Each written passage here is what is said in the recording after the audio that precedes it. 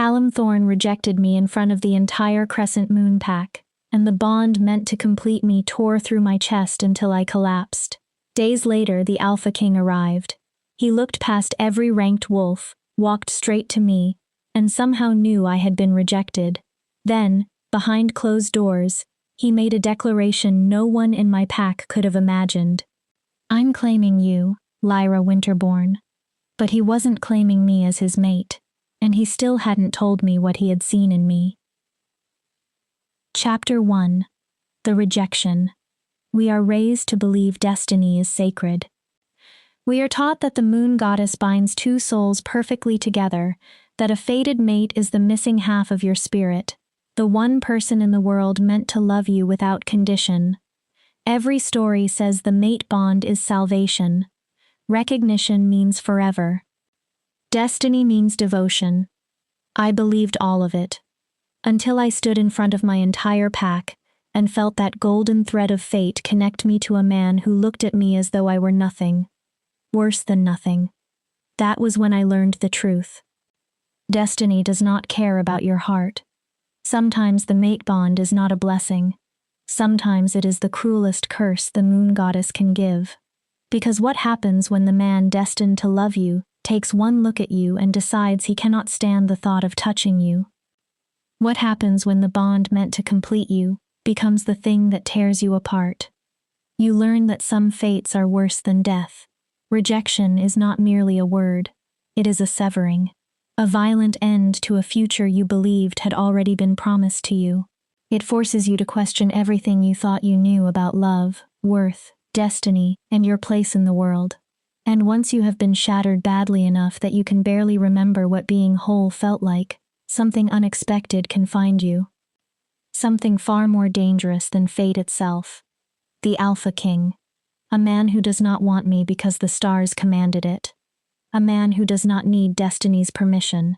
But I did not know any of that yet.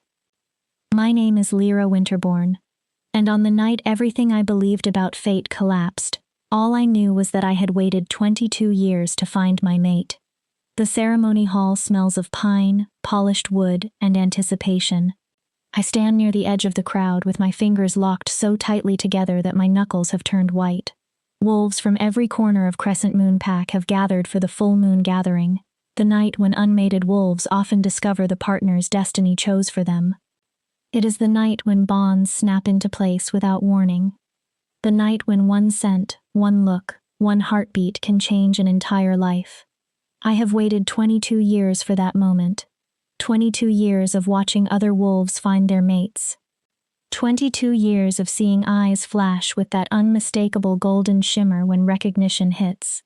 22 years of watching the beautiful, overwhelming violence of two souls suddenly realizing they belong together.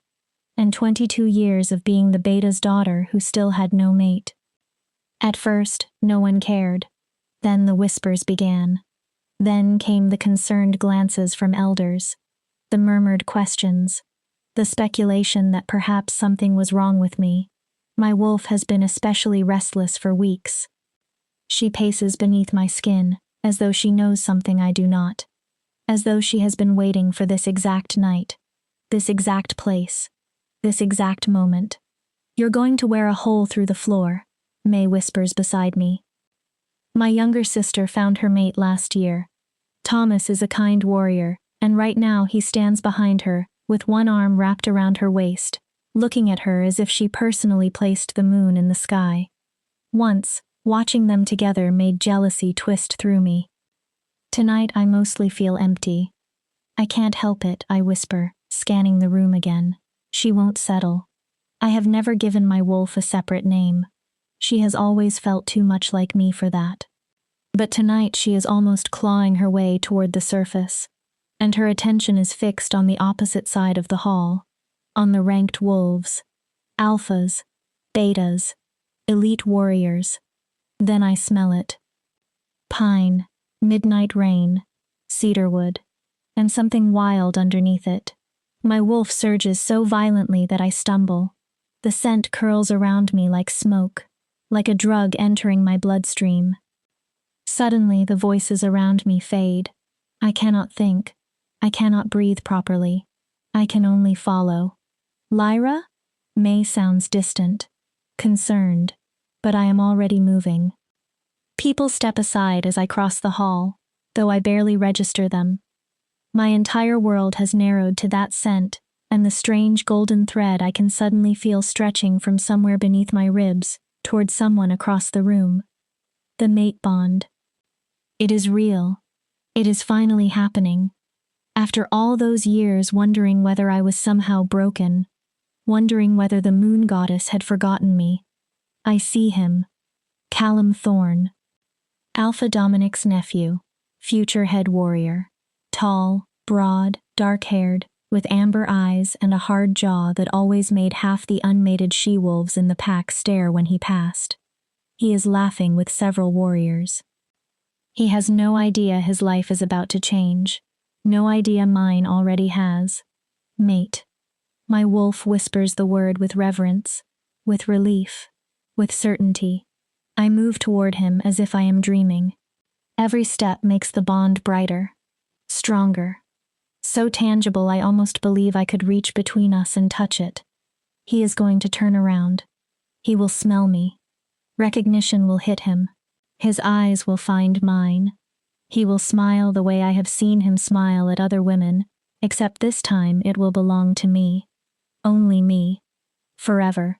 I am barely 3 feet away when his body goes rigid. His head turns sharply. Amber eyes lock onto mine. They widen. I watch recognition hit him. His nostrils flare as my scent reaches him. Then gold floods his irises.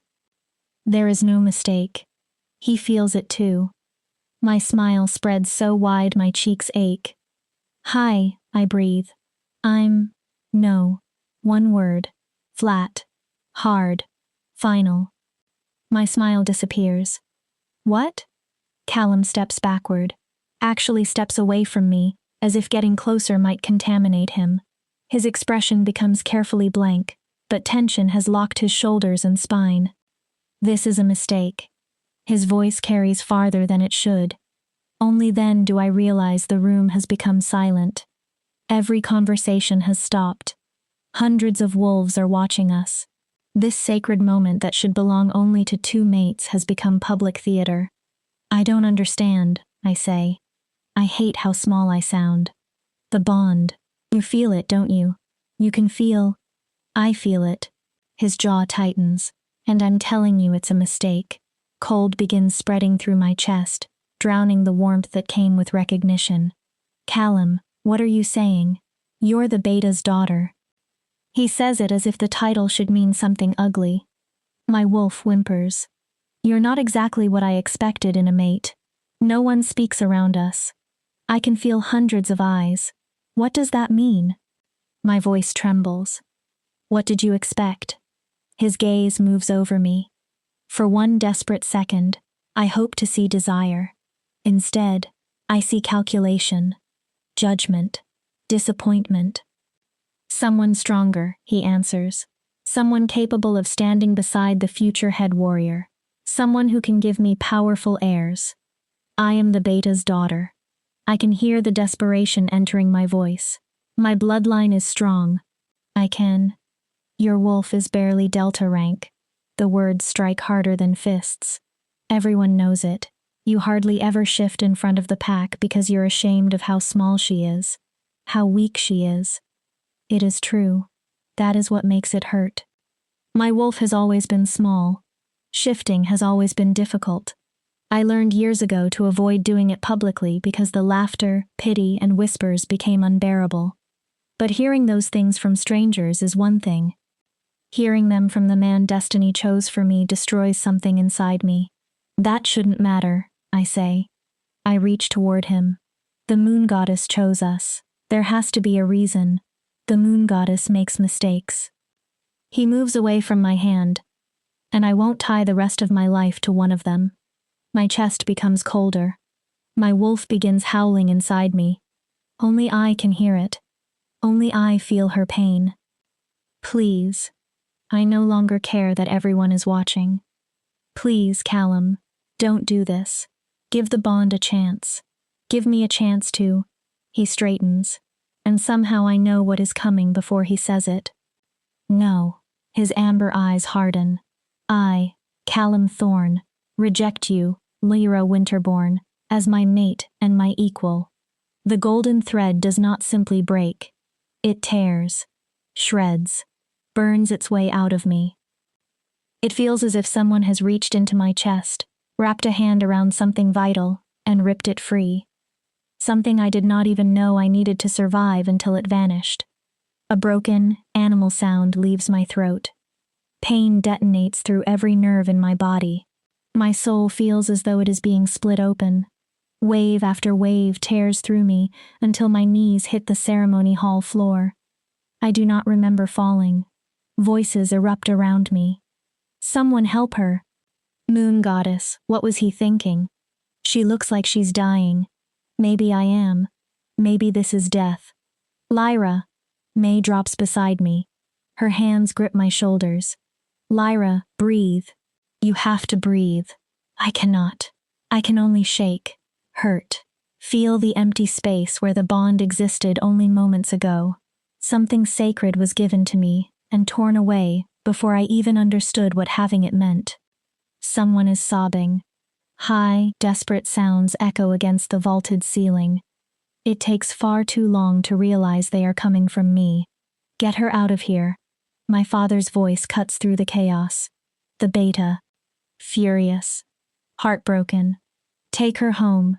Now. Hands lift me. The world dissolves into blurred shapes and meaningless colors. For one brief instant, I see Callum. He has not moved. His face is pale but determined. His amber eyes refuse to meet mine. My mate rejected me. My fated mate looked at me and decided I was not worth keeping. The moon goddess herself connected us. And he rejected me anyway. The last thing I see before darkness takes me is the full moon through the ceremony hall windows, perfectly round, perfectly bright, completely indifferent. So much for goddesses. So much for destiny. So much for fate. 3 days pass. I do not die. Part of me wishes I had. Rejection sickness keeps me trapped in bed, burning with fever while my body struggles to adjust to the violent removal of a bond that had barely formed. The pack healer comes and goes. She leaves bitter tea and comforting phrases that mean nothing. My mother sits beside me, stroking my hair. My father paces through the house like an animal searching for something to attack. May cries more than I do. After that first night, I stop crying altogether. There is nothing left inside me that feels capable of tears. On the 4th day, I force myself out of bed. My legs tremble. My body feels weak. But I am alive. The physical agony has faded into a persistent ache. The emotional pain is different. I have learned not to look directly at it. You don't have to attend the pack meeting, my mother says from my doorway. Her eyes are swollen and red. Your father can represent the family. Everyone will understand. I'm going. My own voice sounds strange to me. Flat. Empty. You don't have to prove anything, Lyra. I'm not hiding, Mom. She studies me. If it becomes too much, you can leave. I'll be fine. The lie hangs between us. She knows it. I know it. But she finally nods. Because if I start hiding now, I may never stop. If Callum's rejection makes me smaller than I already felt, then he wins. Everyone who whispered about my weak wolf wins. Everyone who wondered why I had not found a mate wins. I am tired of allowing other people to decide what I should be ashamed of. The meeting takes place inside Alpha Dominic's sprawling home at the center of pack territory. The moment my family and I enter, conversations change. They do not completely stop. That would be too obvious. Instead, voices lower. Eyes slide toward me, then quickly away. Pity hangs over every glance like poison. I hold my head up. Callum stands with the warriors. He does not look at me. He has not looked at me since the rejection. I am grateful. If he tried to apologize, explain, or speak to me at all, I might fall apart again. And I refuse to break in front of him twice. Alpha Dominic begins the meeting. I barely hear the ordinary business. Patrol schedules, supplies, upcoming ceremonies. My mind is trapped elsewhere. Pine and midnight rain. The golden bond forming. The same bond tearing apart. Callum's expression when he decided I was not enough. Then Alpha Dominic says something that pulls me back. Representatives from the capital will arrive tomorrow. There is tension in his tone. Real tension. The capital. The place where the Alpha King rules over every pack in the territory. The Alpha King is touring the outer packs. Dominic continues. He will remain here for 3 days. I expect every member of Crescent Moon Pack to behave accordingly. Whispers move through the room. The Alpha King has not visited us in more than a decade. A royal visit is not merely ceremonial. It means observation, evaluation, judgment. Why is he coming? Someone asks. Dominic pauses. He's looking for something. That is all I was told. What? I don't know. But Dominic's face tells me he has theories he does not intend to share. I should care. The arrival of the most powerful wolf in the territories could affect our entire pack. But I cannot make myself feel much beyond the hollow space inside me.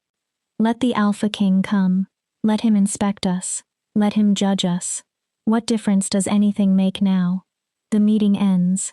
I am almost outside when an elderly voice calls behind me. Lyra. Wait. I turn. Elder Miriam approaches slowly. She is one of the oldest wolves in Crescent Moon Pack, and one of the keepers of our history and traditions. Yes, Elder? I force politeness into my tone. Her papery hands close around mine. I am sorry for what happened to you, child.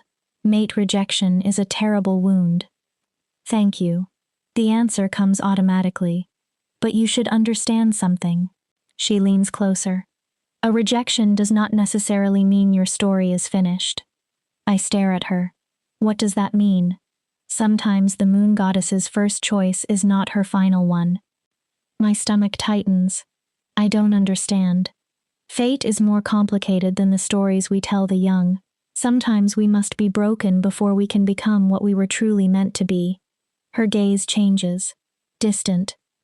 Almost as though she is watching something beyond the room. Then she whispers, "The Alpha King's visit is not a coincidence, Lyra." Cold travels through me. What are you talking about? Nothing is ever a coincidence. Before I can demand an explanation, she pats my hand and walks away. I remain frozen near the doorway. The Alpha King is coming. And for reasons I cannot explain, I suddenly have the terrible feeling that his arrival will change everything again. I barely survived the last change. I have no idea whether I can survive another. Chapter 2. The Alpha King arrives. The Alpha King reaches Crescent Moon Pack at dawn. I am in the training yard when the announcement howl travels across the territory. Every wolf stops. The power inside that single sound is unlike anything I have felt before. Heads turn toward the eastern road almost in unison. This is not ordinary alpha dominance.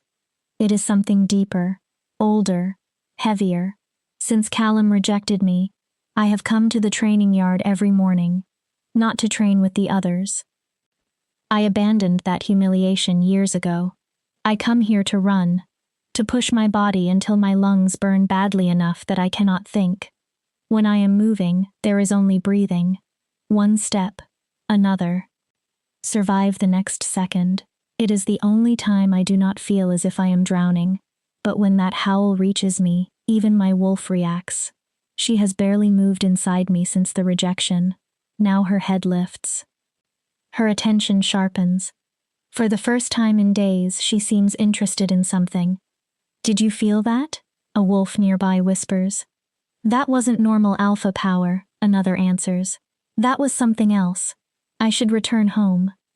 My father will expect me at the formal welcome. I should shower, change, make myself presentable. The last thing I want is to stand in a line and bow to some royal wolf who probably thinks everyone outside the capital is beneath him. Yet I do not leave. I stay at the edge of the training yard, staring toward the eastern road. I want to see the kind of man capable of making an entire pack stop with one howl. The motorcade appears first. Black SUVs with dark windows move in perfectly controlled formation. They advance through the main street slowly enough for people to emerge from homes and businesses, to watch, to witness, to submit. By the time the vehicles stop in front of Alpha Dominic's house, nearly the entire pack has gathered. I remain toward the rear. My training clothes cling to me with sweat. My hair is tied in a messy braid. My father would be horrified if he noticed me. For once, I do not care. The vehicles stop. No doors open. Seconds stretch. The silence becomes unbearable. I can hear my own pulse.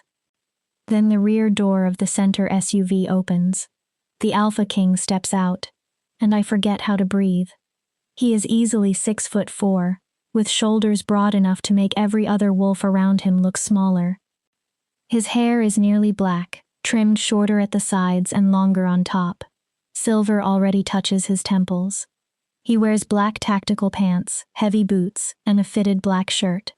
But his body is not what holds my attention. His face does. Sharp cheekbones, a hard jaw, a mouth that looks as if smiling is something he rarely bothers with. And his eyes. Even from the edge of the crowd I can see them. Not gold. Not amber. Something between the two. They seem to glow from within. Wolf eyes in human form. He surveys the pack. Wherever those eyes land, wolves instinctively lower their heads and expose their throats. No command is needed. Alpha Dominic steps forward. Our Alpha is powerful. I have known that my entire life. Beside this man, he suddenly looks ordinary. Alpha King Damon. Dominic bows his head. Welcome to Crescent Moon Pack. We are honored by your presence. Damon. So that is his name. The Alpha King inclines his head once. The gesture manages to be both acknowledgement and dismissal. Alpha Dominic, thank you for receiving us. His voice is low, resonant, edged with roughness. A voice built for command. A voice that expects to be obeyed. Dominic gestures toward the house. We've prepared quarters for you and your men. If there is anything you require, I'll tell you. Damon's attention continues moving over the crowd. He is searching, not casually observing, searching. Then his gaze reaches me. Everything stops. I know what a mate bond feels like. I know the golden pull, the rush of recognition, the overwhelming certainty. This is not that. But something happens. A different kind of recognition. A sensation like a lock turning somewhere deep inside me. His strange, glowing eyes remain fixed on mine. He does not blink, does not look away. For one impossible moment, it feels as if the hundreds of wolves between us have vanished. My wolf, silent and miserable since Callum's rejection, suddenly rises. She does not cry, mate. She does something stranger. She bows. Not from fear, not quite from submission. Recognition, respect. I do not understand. And before I can, Damon starts walking toward me. The crowd breaks apart instantly. Wolves move out of his path without being asked. Dominic calls after him, but Damon ignores him. Those glowing eyes remain on me. My heartbeat accelerates with every step. He is going to pass me. He must be looking at someone behind me. Why would the Alpha King care about a rejected woman whose wolf can barely shift properly? He stops directly in front of me. Up close, his presence is overwhelming. His scent reaches me. Winter frost, ancient forest, smoke, something untamed beneath all of it. My mouth goes dry. You, one word. It lands with the weight of a brand. I stare at him. What is your name? His voice is quieter now, clearly meant for me, but the command remains inside it. Lyra. I hate myself for stammering. Lyra Winterborn. Something flickers in his eyes. Winterborn, the beta's daughter. How does he know that? Yes. He takes a small step closer. The power of his wolf presses against mine. Strangely, It does not feel threatening. It feels as though he is studying me from the inside. You were rejected recently. It is not a question. The words strike me like a slap. Can he smell the broken bond? The rejection sickness? The shame? Yes. Who? That isn't. I swallow. It doesn't matter. It matters to me. Why? The question screams inside my head. Why would the Alpha King care who rejected an insignificant woman from an outer pack? Callum Thorne, I say quietly. Alpha Dominic's nephew. Something dangerous enters Damon's eyes. His face barely changes, but the air around us seems to cool.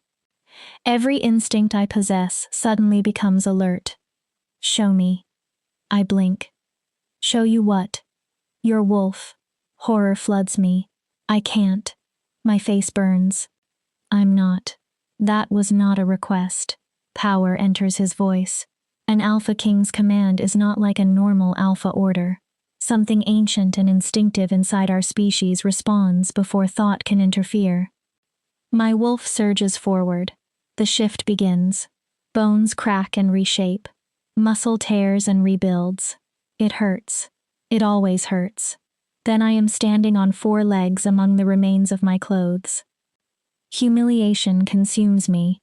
I know exactly what everyone sees. A small brown she-wolf, barely larger than a human German shepherd. Nothing impressive. Nothing powerful. Delta rank at best. Perhaps lower. The Wolf Crescent Moon Pack has whispered about for years. The crowd says nothing.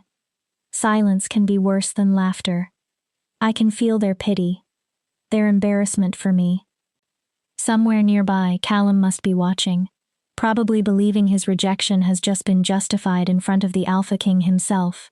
Damon does not laugh. He does not look disappointed. He slowly circles me. Studying. Assessing. His expression is impossible to read. I want the earth to open and swallow me. Shift back. I obey. A blanket is thrown toward me, and I wrap it around my naked body. I stare at the ground. Your wolf is small, Damon says. I flinch. Then he adds, but she is not weak. My head snaps up. What? Delta rank, perhaps. He tilts his head. Not because she lacks power. I stare at him. Then why? Suppression. The word means nothing to me. I don't understand. Something is holding her back. His gaze sharpens. Trauma, perhaps. A curse. He pauses. Possibly both. A curse? The idea sounds absurd. No one in my pack practices that kind of magic. Are you certain? Yes. His eyes narrow. Tell me, Lyra Winterborn, how long have you felt as though your wolf is locked somewhere you cannot quite reach? My entire life. The answer appears immediately, but saying it would make this real. Wolves don't just get cursed, don't they? Damon turns toward Alpha Dominic. I need to speak with her privately. Dominic stiffens. Your Majesty, perhaps it would be more appropriate if... I wasn't asking for approval. Damon's tone becomes quiet. Dangerously quiet. I'm informing you what will happen. Every wolf nearby freezes. Lyra Winterborn will meet me in the quarters you prepared. 1 hour. Alone. The command rolls through the pack. My father steps forward despite it. His beta instincts are fighting his instincts as my father. Your Majesty, my daughter has suffered significant trauma. Perhaps she should be given time to recover before... 1 hour. This time Damon's command carries enough power that even my father instinctively bares his neck. Then Damon looks at me again. Something in his expression softens. Barely. Just enough for me to notice there is something beneath the dominance. Something almost gentle. Don't be afraid. His voice lowers. I'm not going to hurt you. Then why does it feel as if I am standing at the edge of another cliff? Why does it feel as if the Alpha King is about to push me into a life I cannot see? He walks away. His men fall into formation around him. The crowd slowly begins to disperse, but every person looks at me differently now. Questions. Speculation. Judgment. The Alpha King singled out Lyra Winterborn, the rejected woman her own fated mate did not want. What could he possibly want with me? 58 minutes later, I stand outside the guest suite in Alpha Dominic's house. My mother insisted I change. I am wearing the best dress I own, a simple blue sundress. My father tried to come with me. My mother offered to wait outside, but Damon was explicit. Alone. So I stand there by myself, about to enter a room with the most powerful wolf in every territory, with absolutely no idea why he wants me. I lift my hand to knock. The door opens before my knuckles touch it. A man stands there. Not Damon, one of his guards. Tall, scarred. His eyes assess me in a heartbeat. Lyra Winterborn? Yes. The king is waiting. He steps aside. The guest suite is enormous. Far larger than my bedroom at home. Expensive furniture. Floor-to-ceiling windows. A sitting area that probably costs more than my family earns in a year. Damon stands near the windows with his back to me. He has changed into dark jeans and a charcoal shirt. His hands are folded behind him. He looks relaxed at first glance, but tension lives in his shoulders. Like a predator that never completely stops expecting a fight. Leave us. He does not turn. The guard immediately exits. The door closes. We are alone. Sit. Damon gestures toward a chair. I sit with my hands folded in my lap. For several seconds he says nothing. The silence grows until I can barely tolerate it. Finally he asks, "Do you know why I came here?" "No, Your Majesty. I'm looking for someone." He turns. Those glowing eyes pin me to the chair. I have been looking for a very long time. I don't understand what that has to do with me. Don't you? He crosses the room. Slowly. Deliberately. Then stops in front of me. "Tell me about your rejection." My stomach twists. "Why?" "Tell me why your mate rejected you." The question is painfully direct. Yet his tone is not mocking. There is no pity. Only genuine attention. "He said I was weak," I whisper, "that my wolf was barely Delta rank, that I wouldn't give him strong airs." Shame burns again. "He said the moon goddess made a mistake. And what do you believe?" I look down. I look down. I look down. I think. The admission sticks in my throat. I think maybe he was right. I think maybe he was right. Sound comes from Damon, low. Almost a growl. He was wrong. You don't know that. I know enough. He crouches until we are eye level. This close, I can see tiny silver flecks inside the strange color of his eyes. I know you've been suppressed almost your entire life. My breath catches. I know your wolf is trapped behind something you do not understand. He leans slightly closer. And I know you are stronger than you have ever been allowed to believe. How could you possibly know that? His hand rises slowly. He gives me time to move away. I do not. 2 fingers touch the center of my chest, directly over my heart. Power explodes through me. Not pain. Something more startling, like lightning through my veins, like a sleeping part of me suddenly opening its eyes.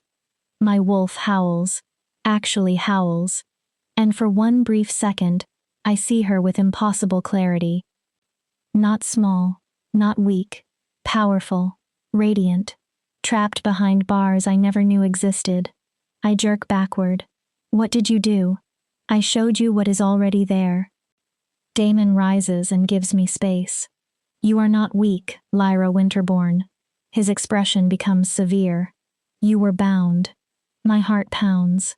Someone placed a suppression spell on you when you were very young, most likely not long after your first shift.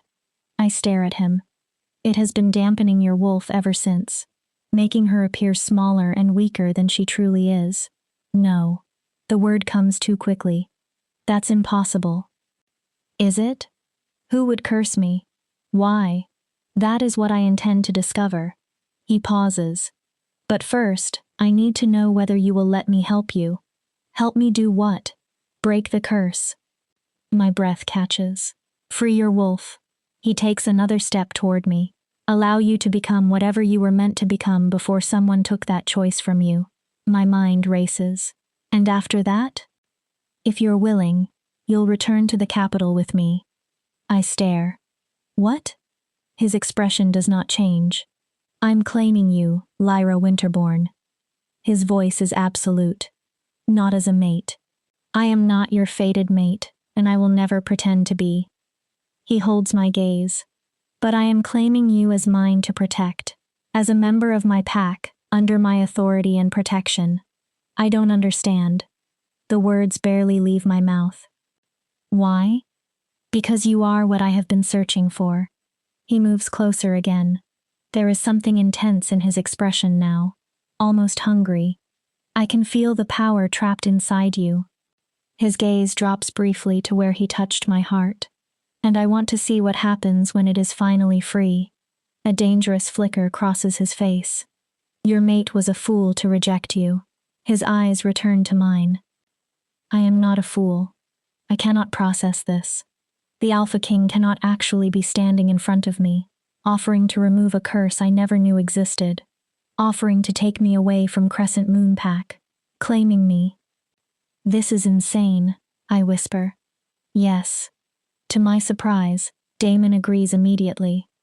It is. Then he extends his hand. But insanity does not make it untrue. I stare at his palm. What do you say, Lyra? My wolf pushes forward. Will you allow me to help you? His voice lowers. Will you come with me and find out who you really are? The choice stretches before me. Stay here.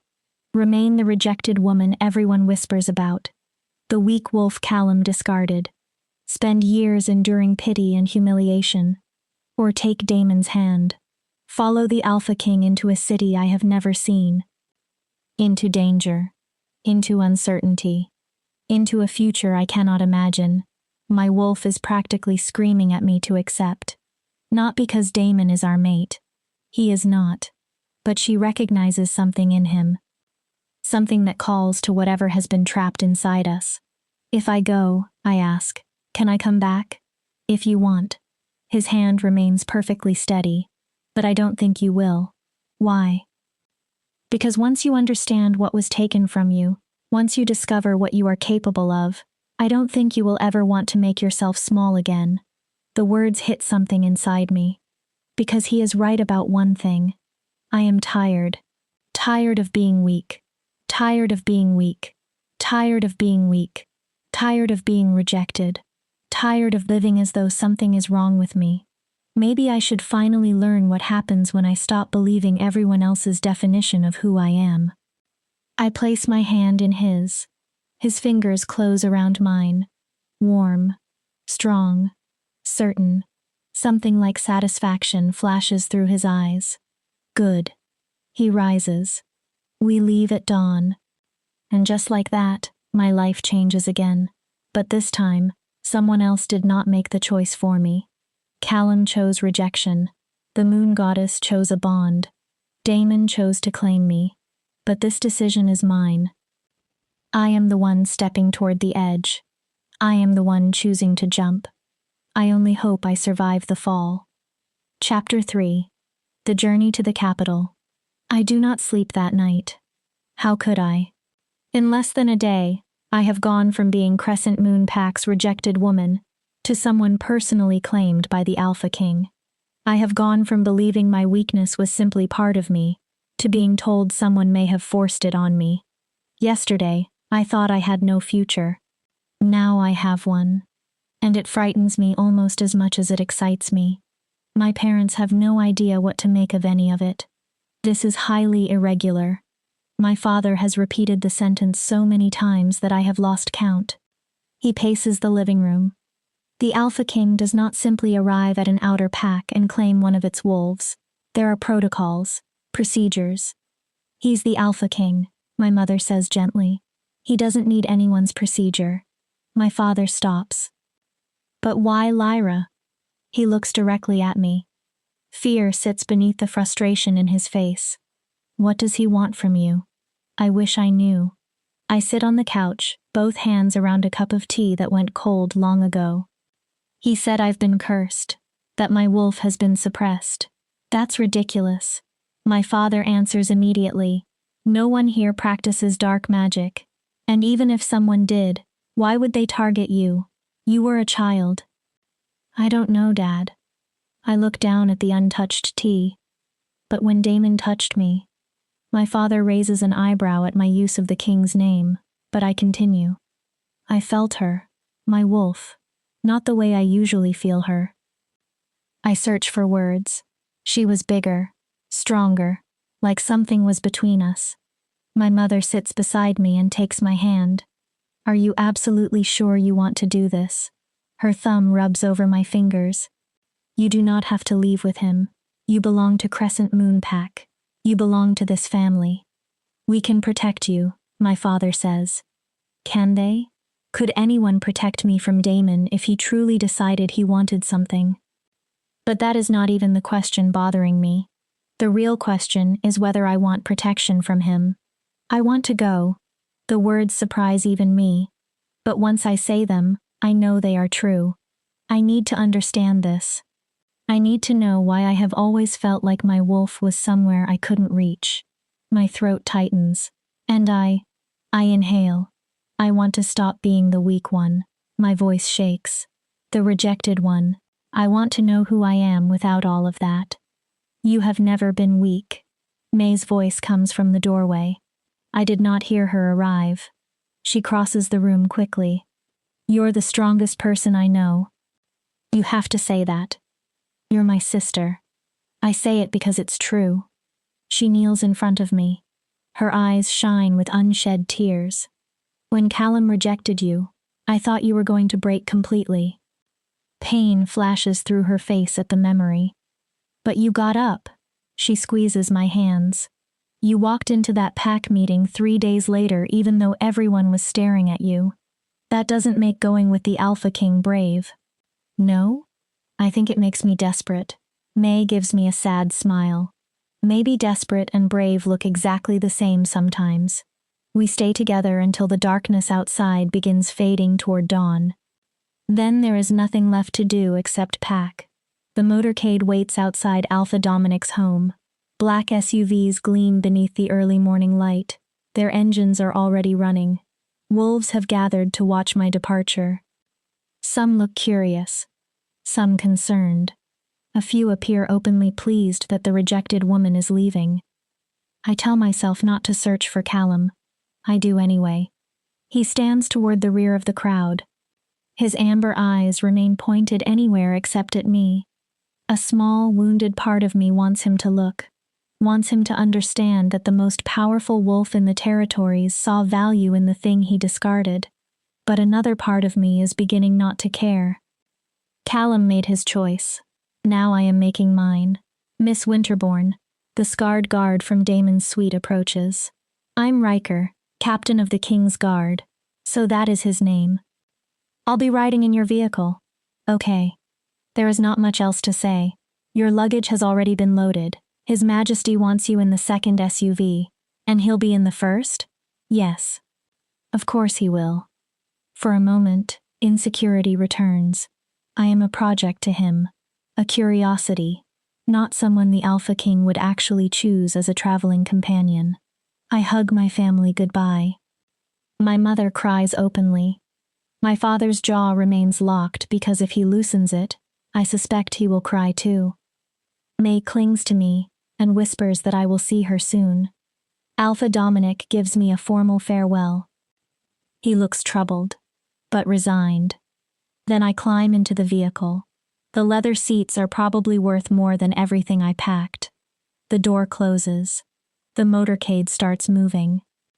Crescent Moon Pack slowly disappears behind us. I watch through the window as I leave every place I have ever known. The capital is 6 hours away.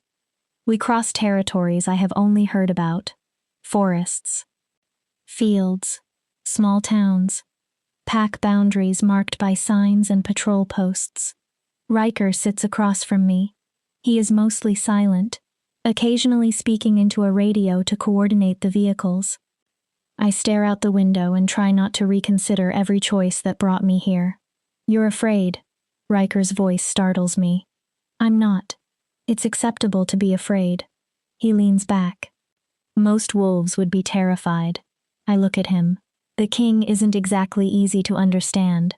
That makes me curious despite myself. What is he really like? Riker studies me. The real version, not the alpha king everyone sees. He thinks before answering. Complicated. Not very helpful. Fair. He continues. But ruthless when he needs to be. His gaze moves toward the road. He expects absolute loyalty. He gives the same loyalty in return. You respect him. He's the best leader I've served. Then his expression shifts slightly. But he is damaged in ways most people never see. Damaged how? That is not my story to tell. He looks back at me. But I will tell you this. The king never acts without a reason. The statement sits heavily. If he claimed you and brought you to the capital, then he sees something he needs. Riker pauses. Or wants. Possibly both. That isn't comforting. It wasn't meant to be. His expression remains completely serious. It was meant to be honest. He folds his arms. The king values honesty more than almost anything. Almost? Remember this if you plan to survive around him. Riker's eyes harden. Never lie to Damon. Tell him an ugly truth before you tell him a comforting lie. Why? Because he can forgive truth. Riker looks away. Lies are what make him dangerous. I store the warning carefully. It joins the growing collection of things I need to understand about the man who turned my life upside down. We stop once for fuel and food. Through the window, I watch Damon step from the first SUV. Guards immediately surround him. He moves with the same controlled, predatory grace I noticed yesterday. Every person at the rest area looks. Damon does not glance toward my vehicle. I tell myself I am relieved. I know I am lying. By the time we approach the capital, the sun is sinking. Orange and gold spread across the horizon. Eclipse City rises ahead of us. For several seconds, I can only stare. Glass towers catch the dying sunlight beside old stone buildings that look centuries old.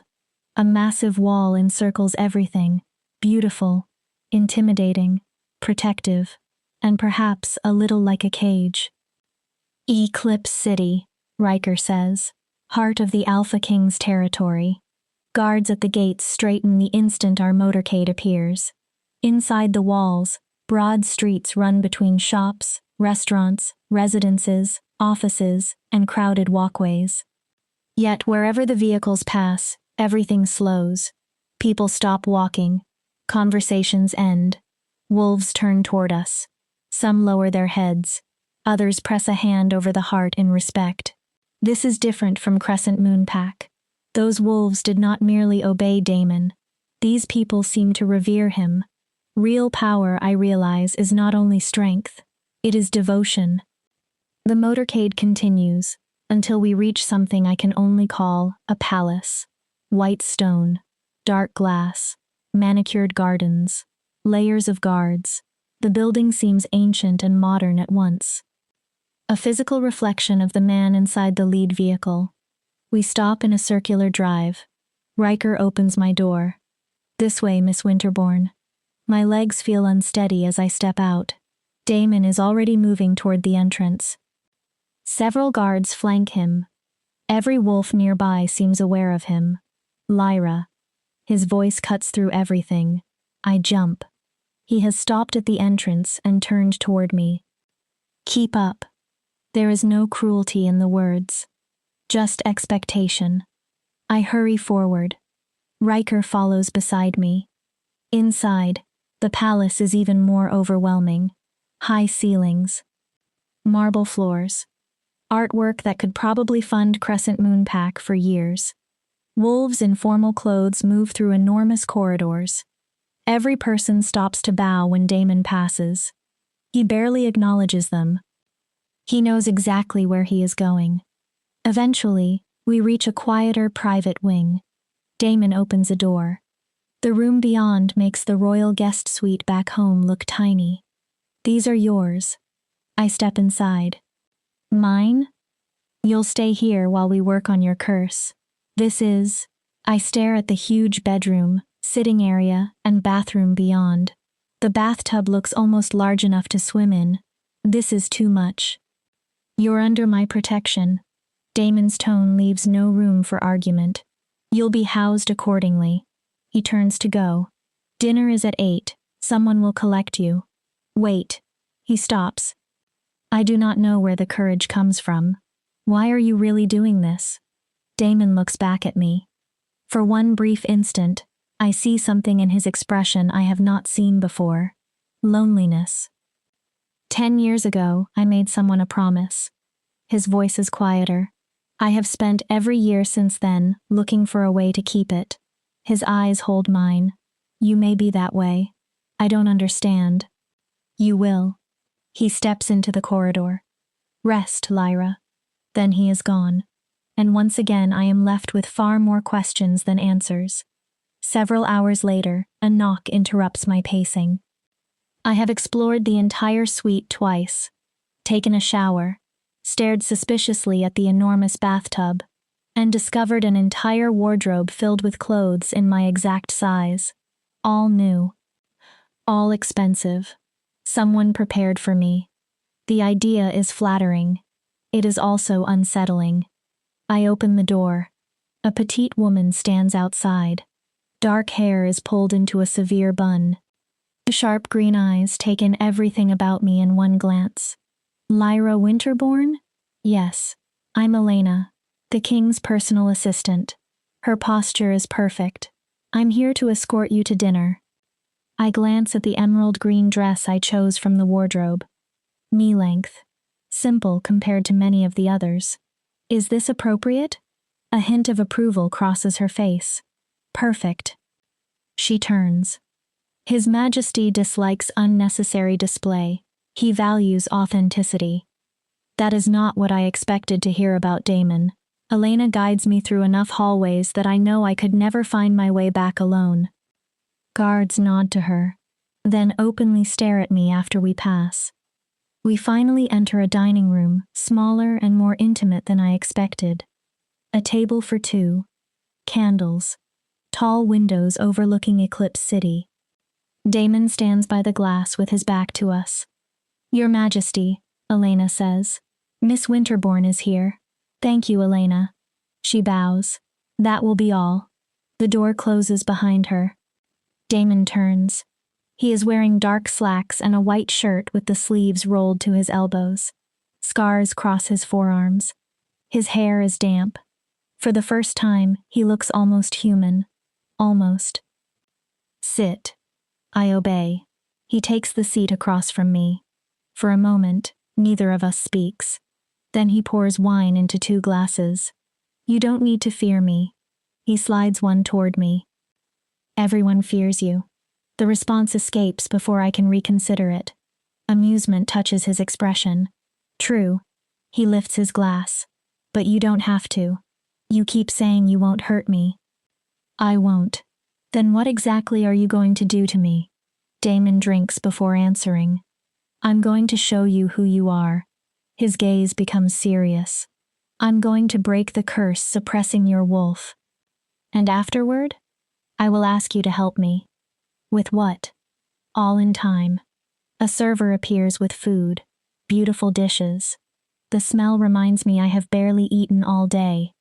We eat quietly for several minutes. To my surprise, silence with Damon is not uncomfortable. It is almost peaceful. Then he asks, "Tell me about your childhood." I set down my fork. Specifically? Your first shift. How old were you? 6.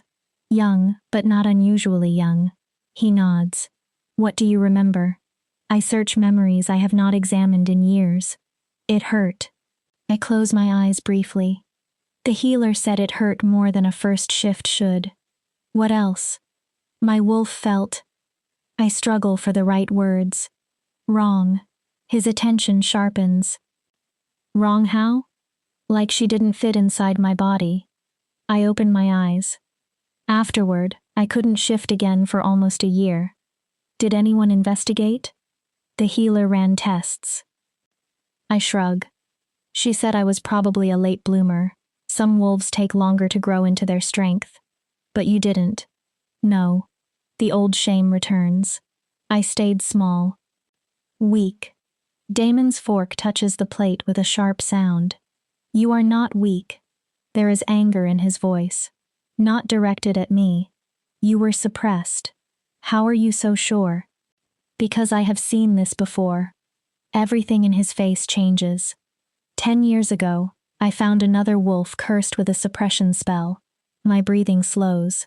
The curse was designed to trap their true power and make them appear weak. What happened? When I found them, the spell had been in place too long.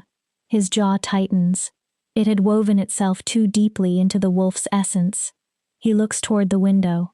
I tried to remove it. The unfinished sentence frightens me more than an answer.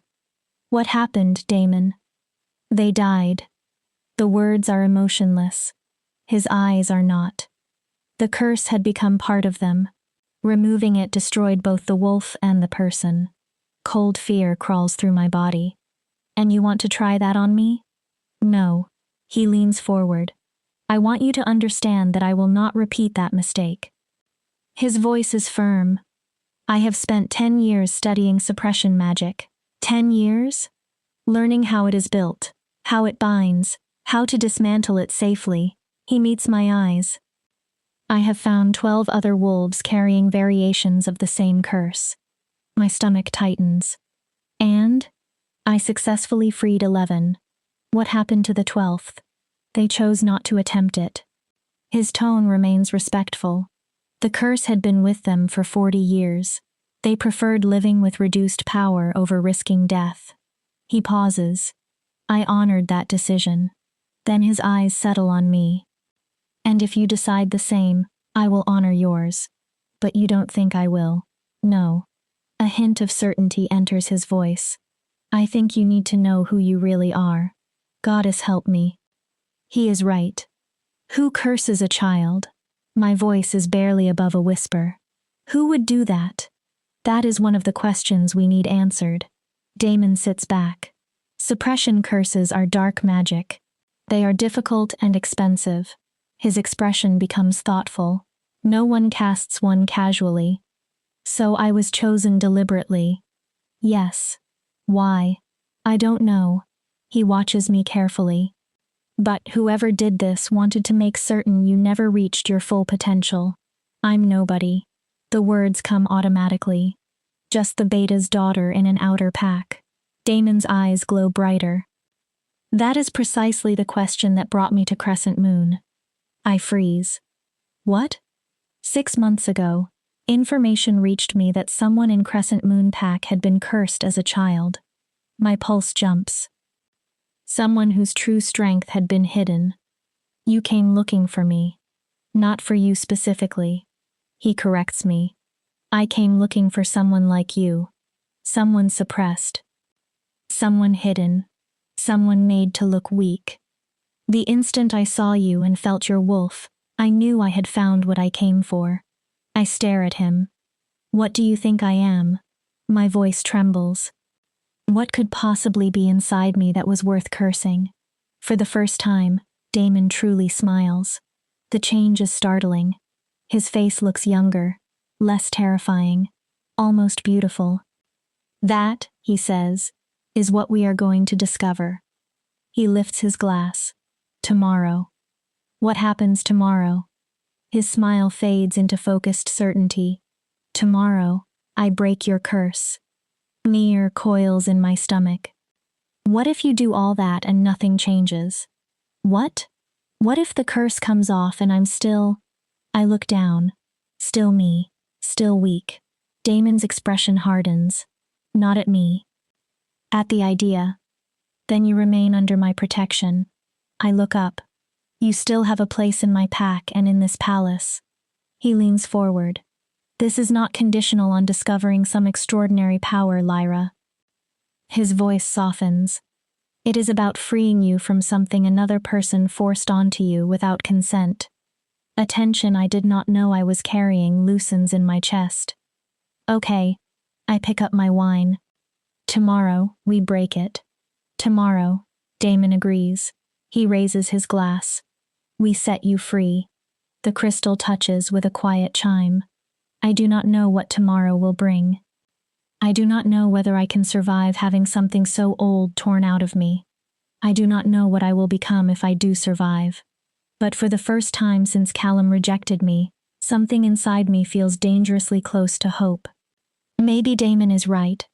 Maybe I am stronger than I think. Maybe it is finally time to find out. Chapter 4. Breaking the Curse. I do not sleep. Again. Every time I close my eyes, I see Damon's face when he told me about the wolf who died. He controlled his voice perfectly, but the pain beneath it was impossible to hide. For 10 years, he has carried the weight of that failure. What if I become another? What if tomorrow ends with my body on a palace floor and Damon forced to watch another wolf die because he tried to save her? What if Callum was right? What if I really am too weak for this? By dawn, I have imagined running at least a dozen times. I could leave the palace, disappear into Eclipse City, find a way back home, accept the smaller life I already know. Become Lyra Winterborn, rejected and weak, but alive. Yet I do not run, because beneath the fear is something stronger. I remember Damon's fingers against my chest, the rush of power. The moment I saw my wolf behind those invisible bars. I need to know. Even if the truth terrifies me. Even if freedom hurts. The knock comes early. Elena stands outside looking as composed as always. Good morning, Miss Winterborn. His Majesty requests you in the ritual chamber. Ritual chamber? My voice is rough from lack of sleep. That sounds comforting. It's where he breaks curses. That does not make it sound better. For the first time, sympathy touches her face. You should eat first. She carries in a tray. Eggs, toast, fruit, tea. You'll need strength. I force myself to eat even though everything tastes like ash. Elena waits. Have you watched him do this? I ask eventually. Break curses? Yes. 12 attempts, as he told you. I witnessed the last 8. And? It is unpleasant. Her answer is brutally simple. But he is exceptionally good. The one who died. I cannot finish. That happened before I served him. Elena pours more tea. But I know what it did to him. Her green eyes meet mine. He will not allow it to happen again. There is absolute certainty in her voice. Damon would die himself before willingly losing another wolf under his protection. It should comfort me. Instead, it creates another pressure. Now I need to survive for myself. And because he does not deserve to carry another ghost. When I cannot force down another bite, Elena takes me deeper into the palace. Down staircases I never noticed. The architecture gradually changes. Polished marble gives way to ancient stone. Modern hallways narrow. The air becomes colder, older. This is the original palace, Elena explains. The oldest section. How old? More than 5 centuries. The first Alpha King used these chambers after claiming this territory. We stop before a heavy wooden door. Elena knocks 3 times. After a pause, Damon's voice answers. Enter. The ritual chamber is circular. Dark stone forms the walls and domed ceiling. Every sound echoes. Hundreds of candles provide the only light. They are arranged in precise patterns around a vast circle, painted or drawn onto the floor in white. Symbols cover the inside. I recognize none of them. Damon stands at the circle's edge, all black, his eyes already faintly glowing. He is not alone. An elderly woman sits near the wall. She is so old I am almost afraid a strong breeze might break her. Pure white hair, a face covered in deep lines. But her eyes are clear, sharp, knowing. Ah, her surprisingly strong voice fills the chamber. So this is the one. Damon gestures. Lyra, this is grandmother Iris. He looks toward the old woman. She is the eldest witch in my pack. She'll assist us. Witch? Iris rises with far more grace than I expected. Half witch. She approaches. Half wolf. Her mouth twists in amusement. A useful combination when one spends one's life undoing other people's magical stupidity. She studies me. Not politely. Thoroughly. Then she hums. Yes. I tense. What? I can see it. Her gaze narrows. The suppression. My skin prickles. It's woven through you like a parasite. That is a deeply unpleasant description. Iris laughs. Dry and soft. I like her, Damon. She has a spine. Damon. Hearing someone casually use the Alpha King's name makes him suddenly seem less like a title and more like a person. I look at Iris. Can you remove it? I can help him remove it. She points toward Damon.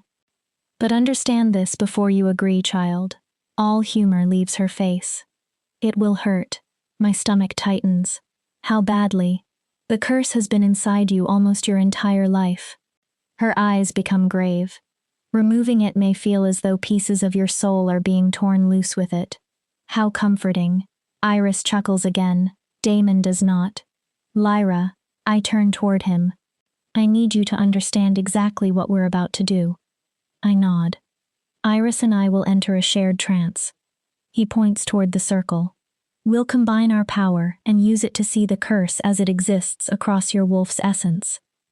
Actually see it? Yes. Then what? We unravel it. His tone is calm. Slowly, carefully, one section at a time. How long? Several hours. How many? Possibly 6 or 7. My mouth goes dry. You'll remain conscious. Damon does not soften the truth. You'll feel the entire process. Iris folds her hands. At some point, you will probably ask us to stop. Damon nods. You may decide living with the curse is easier than enduring its removal. And if I tell you to stop, we stop. Immediately. No hesitation. This only works if you choose it. His gaze is intense. Your consent matters every second, Lyra. The moment you withdraw it, the ritual ends. No punishment? No. No disappointment? No. No consequences? None. I inhale slowly, and if I don't stop, Damon's eyes brighten. Then we free your wolf.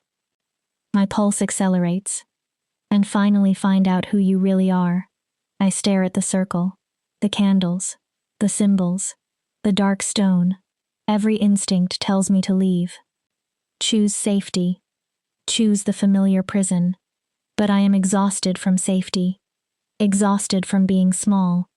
What do I do? Relief flashes across Damon's face. Step into the circle. He gestures toward the center. Sit. Then his voice softens. And trust us. Trust. Such a small word for something terrifying. Yet somehow I do trust him. I step over the markings carefully and sit cross-legged. Cold stone presses through the thin shirt and leggings Elena chose for me. Damon and Iris sit on opposite sides. Together, the three of us form a triangle. Close your eyes, Iris instructs. I obey. Breathe. I slow my breathing. Find your wolf. I turn inward. Search. She is there, as always. Muted. Far away. Separated from me by what feels like thick glass. I will begin the chant, Iris says. Do not be frightened by the language. It is older than the packs. She begins. The words are unfamiliar.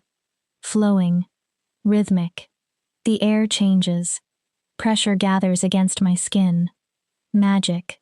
I feel it before I understand it. Then Damon joins her. His deep voice moves beneath Iris's chant. The sound vibrates through my bones.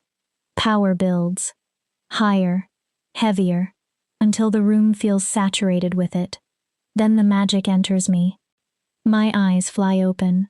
The ritual chamber is glowing. The symbols beneath us pulse with light. Every candle burns unnaturally bright. Silver-white energy surrounds Damon. Pure dominance. Pure alpha king. Iris glows green and gold. Ancient. Wild. Look inward. Damon's voice echoes strangely. Find your wolf. I close my eyes again. Power floods through every part of me. Then I see her. Oh, goddess. The words escape me. For the first time in my life, my wolf is not simply a presence. She is visible inside my mind, curled into herself. And surrounding her are chains, not metal, threads of sickly black-green light, hundreds, thousands, wrapped around her legs, chest, muzzle, throat. I see it. My voice shakes. The curse. I want to be sick. It's everywhere. Good, Iris says. Stay still. Her voice becomes distant. We're coming in. Two distinct presences enter my mental space. Damon, Iris. Their awareness overlaps mine. They can see what I see. A curse leaves Damon's mouth. His reaction frightens me. Whoever built this knew exactly what they were doing. Iris studies the threads. Master-level work. Her mental presence circles the curse. Old too, 16 or 17 years at least. I swallow. It has had time to root. Can you remove it? My mental voice sounds like a frightened child. Yes. Damon moves closer. But Iris was right. His attention remains on the black-green threads. This is going to hurt. I'm ready. No. There is no cruelty in the answer. No one is ever ready for something like this. His presence settles beside mine. But we're here. He waits. You won't do it alone. Then they begin. The first strand comes free. Pain rips through me like a heated blade beneath my skin. My body jerks. A cry bursts from my throat. Breathe. Damon's voice anchors me. Lyra, breathe. The second thread hurts worse. The third makes me scream. By the 10th, tears are streaming down my face. Please. I gasp. It hurts. I know. Damon remains steady. I know. Another strand comes free. Look at your wolf. I force myself to focus through the agony. Where the curse has been removed, her fur is brighter. Her head is beginning to lift. Her eyes flutter open. She's waking up. The realization is barely a whisper. Yes, Iris says. Keep going. I almost laugh from relief. Then Iris adds, we're perhaps 1/10 finished. 1/10. Goddess. The next stretch is pure agony. They pull the curse apart strand by strand. Layer by layer. I scream until my throat becomes raw. At different moments I beg, threaten, plead, promise things I will never remember. But Damon never disappears. Stay with me, Lyra. Another thread tears loose. You're doing well. Another. Don't give up. My wolf begins fighting too. The more chains they remove, the stronger she becomes. She pulls against those remaining. Her pain combines with mine. I can no longer tell where my agony ends and hers begins. Halfway, Iris eventually announces. The worst is behind us. She is lying. It gets worse. Because now my wolf is awake enough to understand what was done to her. She feels the years she lost. The strength stolen from her. Her howl tears through my mind. Not fear anymore. Rage. Grief. Betrayal. Damon's presence wraps around us. Easy. His voice is gentle. Easy, little wolf. She snarls against the remaining threads. We're nearly there. Time loses meaning. Minutes could be hours. Hours could be minutes. There is only pain. There is only the slow unmaking of something another person built inside me. Then Iris says the words I have been desperate to hear. Last layer. Relief nearly destroys me. But she continues. This one is wrapped around her heart. Damon goes completely focused. I see it. Delicate, Iris warns. I know. His presence sharpens. Lyra, I can barely answer. Yes, this is the most dangerous part. Fear punches through exhaustion. You need to remain absolutely still. Why? If I cut the wrong place or move too quickly, I could damage your wolf's essence permanently. I am shaking uncontrollably. How am I supposed to stay still? Look at me. The command pulls my attention toward him. Inside this shared mental space, Damon is not a physical man. He is power, dominance, will, something ancient wrapped in silver-white light. I will not let anything happen to you. His words fill the darkness. Do you understand? I stare at him. I won't let you break. Something in me settles. I understand. Trust me one more time. I close my eyes. I do. Against logic, against fear. I trust him completely. He starts unraveling the final threads. The pain changes. It is no longer on my skin or in my bones. It feels as though he is touching the deepest part of my existence. My wolf whimpers. I hold her steady. Hold myself steady. Almost. Damon's voice trembles with concentration. Almost. One strand remains. Last one, Lyra. He pulls. Something tears. The curse does not gently dissolve. It shatters. Black-green power explodes outward. I scream. Then the place where the curse lived for 17 years suddenly becomes empty, and something rushes in to fill it. Power. My power. Real power. So much of it that for a moment I cannot comprehend what I am feeling. My wolf surges upright. She is no longer small, no longer weak. She is enormous. Easily twice the size I always believed her to be. Her entire body radiates strength, potential, everything that had been stolen. She raises her head and howls. Triumph, joy, rage for the lost years, relief for freedom. I howl with her. My physical body convulses inside the ritual circle. Light pours from my skin. Not the normal gold of wolf magic. Something different. Iris gasps. Damon becomes completely still. Impossible, Iris whispers. Damon's answer comes quietly. No. Awe enters his voice. Not impossible. The light grows brighter. Just very, very rare. Then the magic settles. I open my eyes. I am lying on the stone. Every muscle hurts. But I am alive. So incredibly alive. I try to sit. My body almost collapses again. Damon catches my shoulders. What? My voice is barely there. What am I? He looks into my eyes. Then he smiles. You, Lyra Winterborn. He pauses. You are a lunar wolf. My breath stops. The first one born in more than 300 years. Chapter 5. Discovery of Power. A lunar wolf. The words feel foreign in my mouth. What does that even mean? Damon helps me sit upright. He keeps one hand near me, and I am grateful, because I am not certain my body can support itself yet. I feel emptied out, exhausted, and at the same time, something immense has awakened inside me. Iris approaches. Her ancient face is filled with wonder. It means you carry a blessing from the moon goddess herself. I stare at her. Lunar wolves are exceptionally rare. Their power exists outside the ordinary hierarchy. Outside alpha rank? Far outside it. Iris smiles faintly. There are things lunar wolves can do that even we do not fully understand. But I've always been weak. Because someone made sure you appeared weak, Damon says. His voice hardens instantly.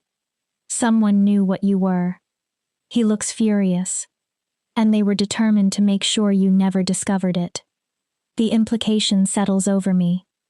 Someone saw me when I was 6. A child. And deliberately trapped my wolf.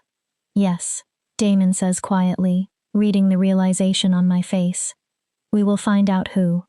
Iris removes a small vial from her clothing. But first, you will drink this. I take it. What is it? Something to stabilize your body. She points impatiently. You just had 17 years of curse magic ripped out of your essence. Your system needs help adjusting. I drink. The liquid tastes strangely sweet. Honey and something cool I can only imagine moonlight would taste like. Almost immediately, some of my shaking stops. What can lunar wolves actually do? I hand back the empty vial. What makes one dangerous enough that someone would curse a child? Damon and Iris exchange a glance. There is no single answer, Damon says. Each lunar wolf manifests different gifts. Iris begins counting them. Some heal through touch. Some see possibilities in the future. Some can read minds. She lifts a white eyebrow. Others can command wolves without regard for rank. And me? You'll discover that when the gifts emerge. How long? A few days, normally. Iris studies me. But your wolf has been suppressed so long that nothing about your awakening is necessarily normal. I close my eyes. My wolf is there. Immediately. No glass wall. No distance. No chains. She paces inside my mind with restless energy. And now I can truly see her. Silver white fur. A body larger than anything I imagined. Eyes glowing with the same strange light I have seen in Damon. She feels ancient. And new. I need to shift. The need hits me suddenly. I need to see her. I try to stand. Not yet. Damon's voice stops me. Why? Your body is exhausted. I feel her. I know. His tone stays firm. But if you force a full shift before your system adjusts, you could injure yourself.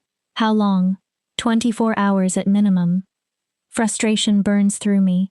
But even my newly awakened wolf seems to recognize the truth. I can barely sit upright. Then help me stand. Damon gives me a look. I just want to stand. He takes both my arms and pulls me carefully upright. My legs immediately buckle. His arm wraps around my waist. I fall against his chest. Heat surrounds me. Winter frost and ancient forest fill my senses. Beneath my cheek, his heartbeat remains strong and steady. Easy. His voice is close to my ear. You've been in that circle nearly 7 hours. 7? I can hardly believe it. 7 hours of agony somehow felt like an eternity and an instant at the same time. I did it. The realization hits without warning. Tears fill my eyes. Not pain, relief, joy. I actually did it. Yes. Pride warms Damon's voice. You did. I begin crying harder. You were incredibly brave. I wanted to quit. My voice breaks. So many times. But you didn't. His arm tightens. That is what matters. For a moment, I simply lean against him. Iris watches us with an expression I cannot read. Eventually, she clears her throat. The king should take her to her room. I try to straighten. I can walk. My knees immediately tremble. No, Damon says. I can. No, Lyra. Then he lifts me. One arm beneath my knees, one behind my back. As though I weigh nothing. I should object. Insist he put me down. But I am too tired. Instead, I rest my head against his shoulder. Thank you. For what? All of it. My eyelids feel heavy. For not giving up on me. Damon's answer is immediate. I would never give up on you. Something fierce enters his voice. You're too important. I want to ask what that means. Why am I important to him? Why would the Alpha King care this deeply about a woman he met only days ago? But exhaustion pulls me under. The last thing I remember is Damon's heartbeat. And the strange, overwhelming certainty that I am safe in his arms. When I finally wake properly, 2 days have passed. Sunlight pours through the windows. The smell of real food reaches me. Not broth, not tea. Actual food. I sit up carefully. The bone-deep exhaustion is gone. In its place is energy, strength, vitality I have never felt before. My wolf stretches happily in my mind. No cage, no barrier. Elena appears in the doorway with a tray. You're awake. She looks relieved. And upright. Excellent. She sets the food down. The king has been worried. I blink. Damon worries? More than he allows anyone to see. My stomach growls at the eggs, bacon, toast, fruit, and orange juice in front of me. I begin eating. Elena sits nearby. He's been asking the healers for updates every few hours. My fork pauses. He has? Repeatedly. She gives me a knowing look. And making certain you have everything you need. I do not know how to respond, so I eat. The food tastes stronger than I remember food tasting. Every flavor is sharper. My senses are different. Elena? Yes? What do you know about lunar wolves? Only what most educated wolves know. She crosses one leg over the other. Rare, powerful, blessed by the moon goddess. I look at her. Apparently I am one. Her eyes widen slightly. Then understanding appears. Ah, what?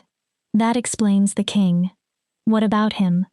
He has been, she considers the word, intense. That sounds ominous. Orders, messages, old records. She leans closer. He is trying to find whoever cursed you. Warmth unfurls unexpectedly in my chest. Damon is not merely talking about justice. He is already searching. Someone stole 17 years of my life, and he is trying to find them. Can I see him? He is in his study. She rises. I'll inform him you are awake. Then she pauses. There is something you should know first.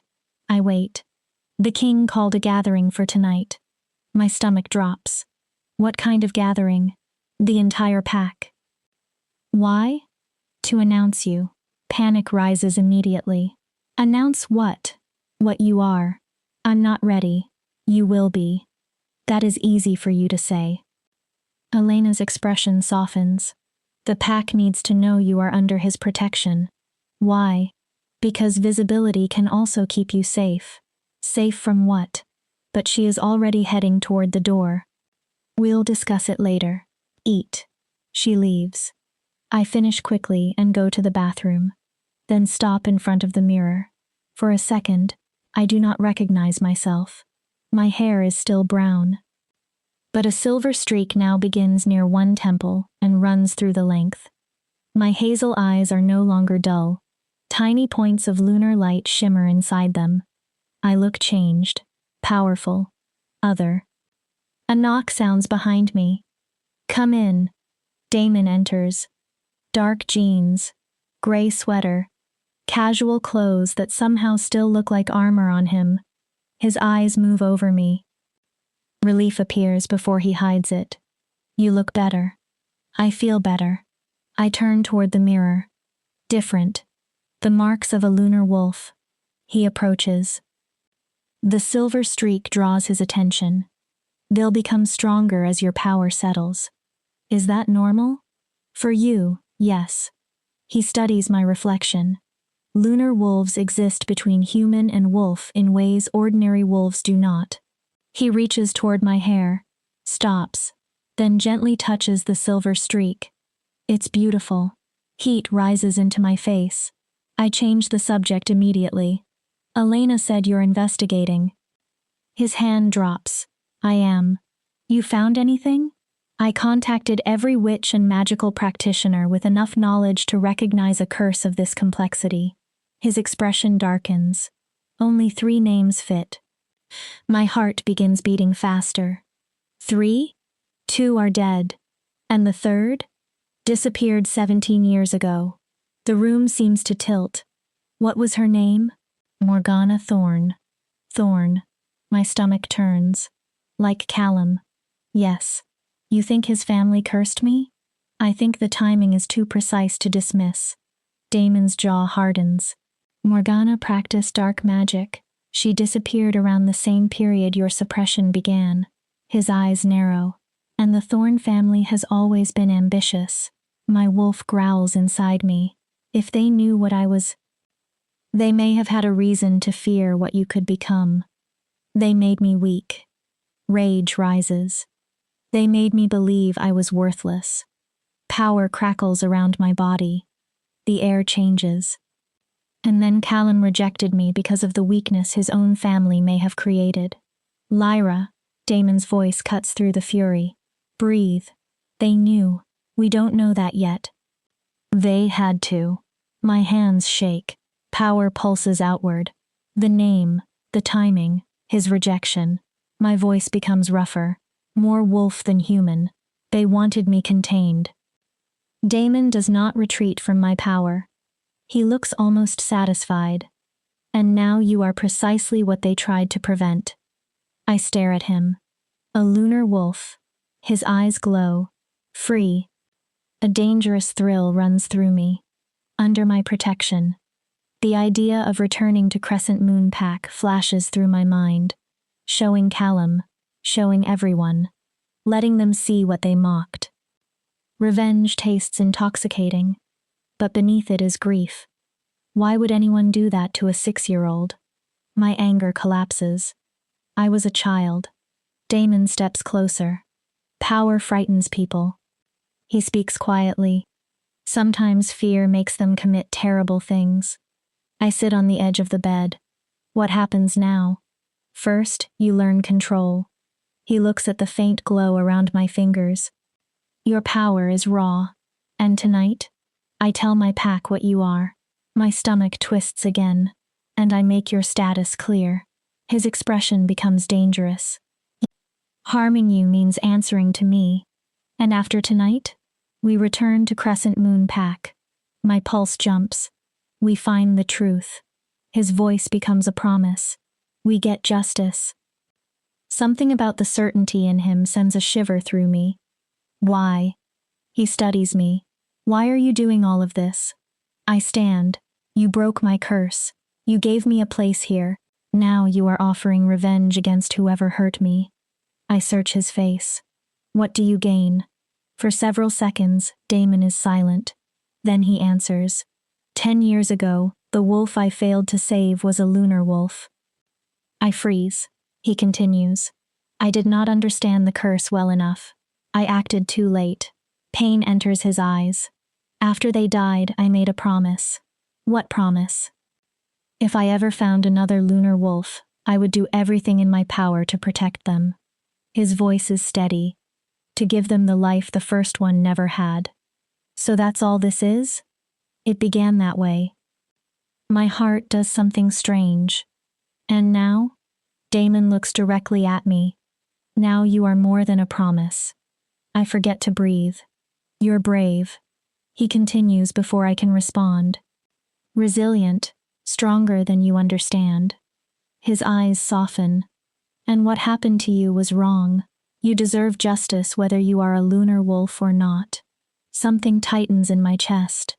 I don't know how to be powerful. The admission comes quietly. I spent 17 years thinking I was weak. Damon extends his hand. You'll learn. I look at it. I'll teach you. His palm remains open. We'll figure it out together. I place my hand in his. Together. His fingers close around mine. That strange connection returns. Not a mate bond. Nothing forced by destiny. Something chosen. Perhaps that is why it feels so different. Rest, Damon tells me. Tonight will be overwhelming. He releases my hand reluctantly. The entire pack will want to see you. Will you stay? The question escapes before I can stop it. He turns back. Just for a while. I hate how vulnerable I sound. I don't want to be alone. Something gentle enters his face. Of course. He sits in the chair beside my bed. We do not need to speak. His presence is enough. And sitting there, I experience a thought that would have seemed impossible days ago. Maybe I am exactly where I am supposed to be. Not because destiny placed me here, because I chose to come. That evening, Elena helps me prepare for the gathering. Damon sent a silver gown. It catches the light like moonlight. The fabric follows my body without being excessive, and it makes the silver streak in my hair seem brighter. Elena pins the final section of my hair. You look like a queen. I look terrified. That too. Her mouth twitches. But mostly a queen. Damon comes personally to escort me. Seeing him in formal black clothing with a silver insignia across his chest makes my mouth go dry. He looks every inch the Alpha King. Untouchable. Powerful. Dangerous. Ready? No. I inhale. But let's do it anyway. A faint smile appears. He offers his arm. I take it. As we walk through the palace, wolves stop. They stare. Some lower their heads before they even know why. They can feel me, I whisper. Yes. What am I supposed to do? Breathe. We stop before massive doors. Beyond them, I hear hundreds of voices. Damon leans slightly closer. You are not alone. My fingers tighten around his arm. Don't leave me. His answer is immediate.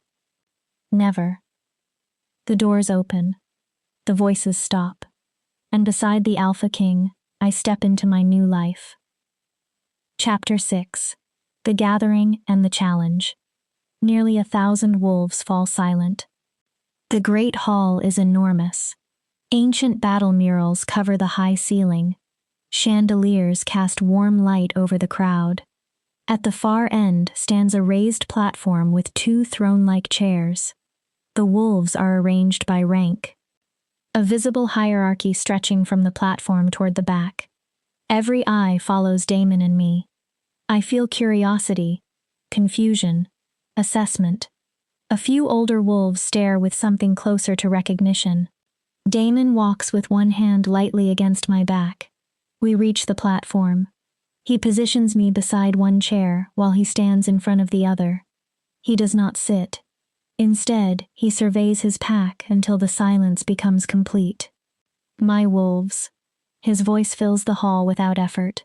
I appreciate your gathering on short notice. No one moves. I called you here to introduce someone important. A ripple moves through the crowd. She will be living among us under my direct protection. Whispers begin. Everyone knows what those words mean. The Alpha King does not personally protect ordinary wolves. This is Lyra Winterborn.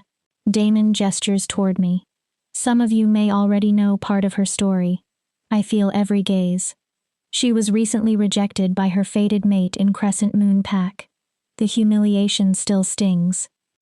But I do not lower my head. What her former pack did not know. Damon's eyes briefly find mine.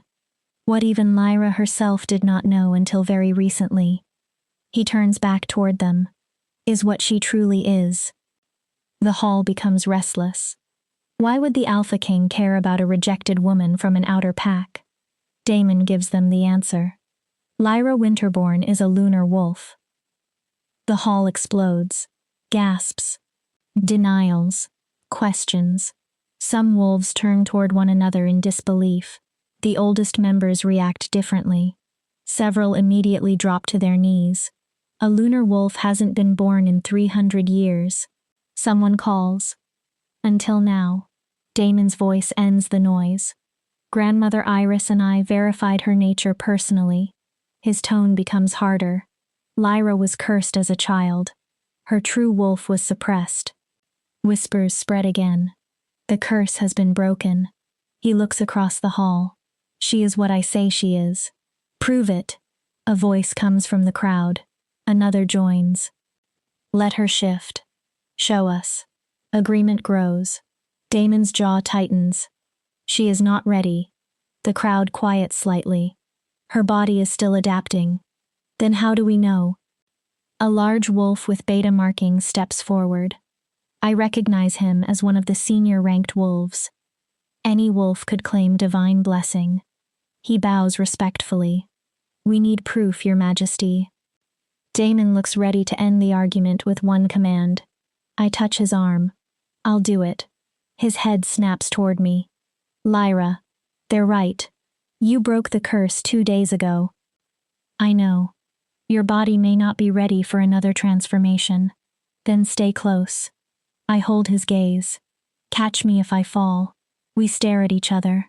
Finally, Damon gives one sharp nod. Very well. He turns. Clear the center. Wolves move immediately. A wide open circle appears in the great hall. Damon leads me down from the platform.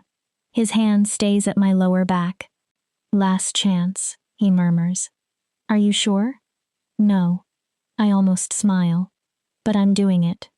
A hint of amusement reaches his eyes. That seems to be becoming your signature. We reach the middle. He steps away. I suddenly remember the expensive silver gown. It is about to be destroyed. Strangely, I do not care. I close my eyes, reach inward. My wolf surges forward eagerly. She wants this. She wants them to see her.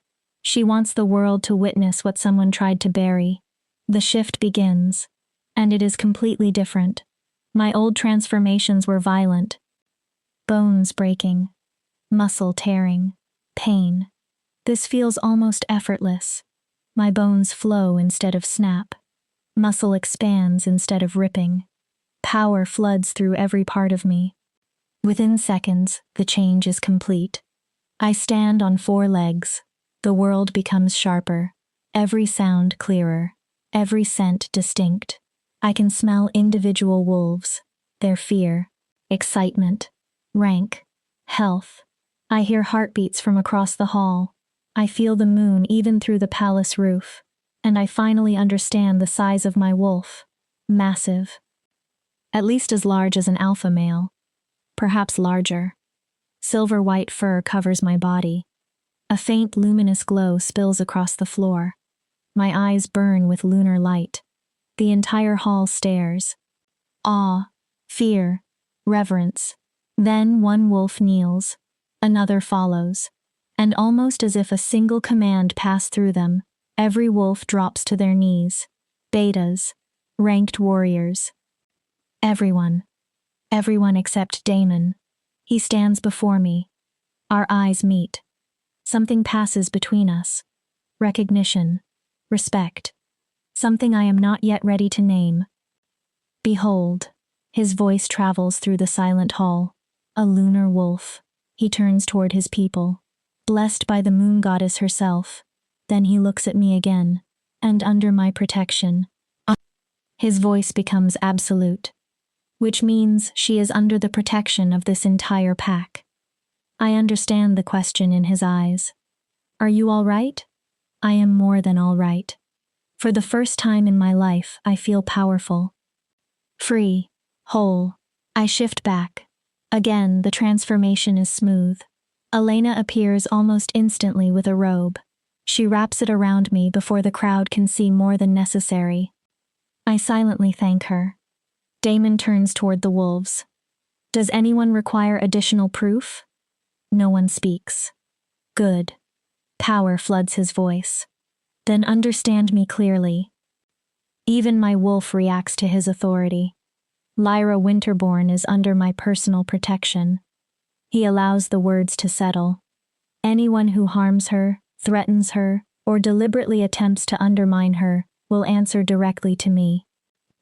Is that understood? Yes, Your Majesty.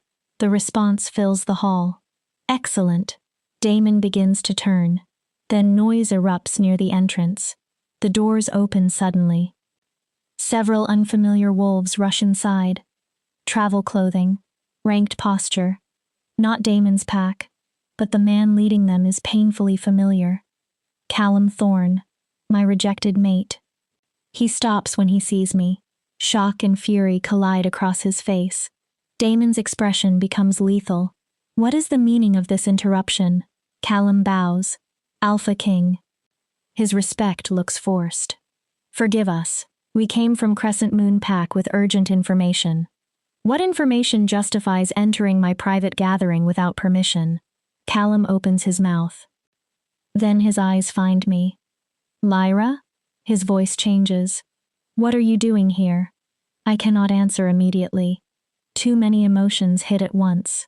Hurt, humiliation, anger, and buried beneath them, one embarrassing question. Does he regret it now? Miss Winterbourne is my guest. Damon's voice is cold. And you still have not answered me. Callum drags his attention away. Alpha Dominic sent us. He swallows. A witch was found dead on our territory 3 days ago. The room becomes still. Murdered. Damon's eyes sharpen. We believe her death may be connected to the old magic you were investigating. The air changes. What witch? We don't know her identity yet. Callum hesitates. She was extremely old. There were signs of dark magic all over her body. He glances at me. The elders think she may have been responsible for cursing someone in our pack. One name immediately enters my mind. Morgana Thorne, the missing witch. The timing is too perfect. Damon apparently thinks the same. How convenient. His voice becomes dangerously calm. A dark practitioner appears dead only days after I arrive to investigate a suppression curse. Your Majesty, I assure you. Does the name Morgana Thorne mean anything to you? Callum's face loses color. His throat works. She was my great-aunt. The hall reacts. But she disappeared before I was born. No one has heard from her in 17 years. 17 years. My voice finally works. Callum looks at me. The same period when I was cursed. His eyes widen. Cursed? I step toward him. What are you talking about? A suppression curse was placed on me when I was 6. I keep my voice steady. It made my wolf look weak. His face changes. It made me small enough for people like you to dismiss. Lyra, the curse your great-aunt may have cast. That's insane. Callum looks from me to Damon. Why would my family curse you? We barely knew. Your families have lived in the same pack for generations, Damon interrupts. Her father is the beta. His eyes harden. Your father is closely tied to the alpha line. Callum shakes his head. I had nothing to do with any curse. And your family? Neither did they. His tone becomes defensive. My great-aunt was strange. Everyone knew she practiced dark magic, but she disappeared before. He stops. Before what? I step closer. Before I became inconvenient? You weren't capable of challenging anyone. The response escapes him too quickly. Silence. He realizes what he said. I mean, before the curse was removed. You were weak. I finish for him. His mouth closes. Yes, because someone made me weak. My wolf presses forward. Someone wanted my power contained. Callum stares. What power? Then he notices everything. The silver in my hair. The glow in my eyes. The way the entire hall watches me. Recognition becomes horror. No, his voice is barely audible. You can't be a lunar wolf, Damon says. Callum looks at him. The woman you rejected is one of the rarest and most powerful wolves alive. Damon's tone contains no mercy. She was always meant to be extraordinary. His gaze hardens. Someone simply made sure she never discovered it. Callum turns ghostly pale. He looks at me as if he has never seen me before. If I had known. I almost laugh. You would have what? He freezes. Kept me? I take another step. Used me? His face twists. Claimed my power for yourself? I would have. He stops. There is no answer that does not condemn him. Lyra, I'm sorry. His voice cracks. I didn't know. I don't have to believe you. I swear. You rejected me. My voice becomes surprisingly calm. You looked at the woman fate chose and decided she had no value because she seemed weak. His eyes lower. Your rejection nearly destroyed me. I take a breath. But it also brought Damon to me. It brought me here. It led to the curse being broken. I hold his gaze. So perhaps I should thank you. Pain crosses his expression. Lyra, don't. You made your choice, Callum. I step back. Live with it. Damon redirects the room. The witch's body. Callum immediately turns toward him. I want to examine it. Damon continues. And I want access to your family records for at least the last 20 years. My family may not agree to. I wasn't asking. Damon's power spills outward. A lunar wolf was cursed in your territory. His voice becomes frighteningly quiet. A member of your family may have been involved. He steps toward Callum. You may cooperate willingly. Another step. Or I will make cooperation mandatory. Callum swallows. Of course, Your Majesty. Good. Damon looks at me. We return tomorrow. His expression softens only slightly. If you are ready. Am I ready? To return to the place where everyone saw me collapse? To face Callum again? To investigate whether his family stole my childhood? Number. But I have learned that being afraid and moving anyway may be the closest thing I have to courage. I'm ready. Damon nods. This gathering is concluded. The wolves begin dispersing. Callum remains near the door.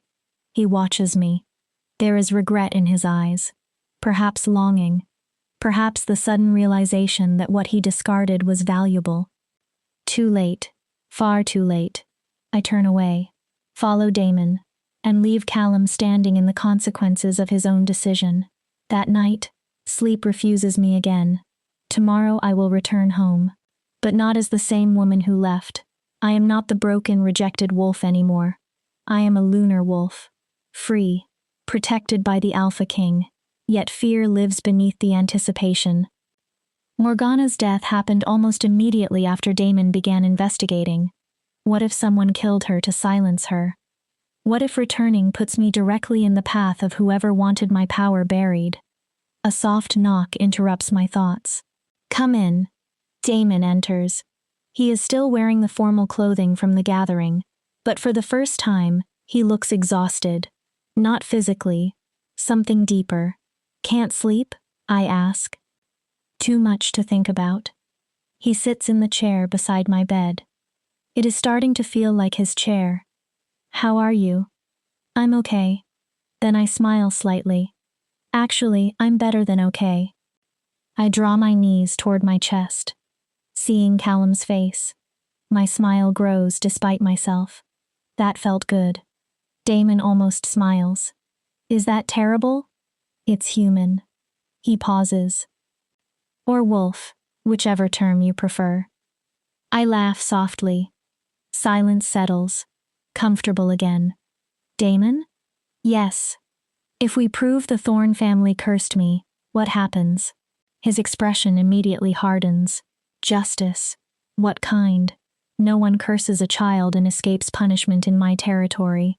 Even if Alpha Dominic objects? Yes. Even if it causes political problems?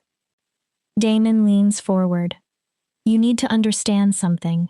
His eyes burn brighter. You are not simply another member of my pack. I stiffen. You are a lunar wolf. His voice becomes firm.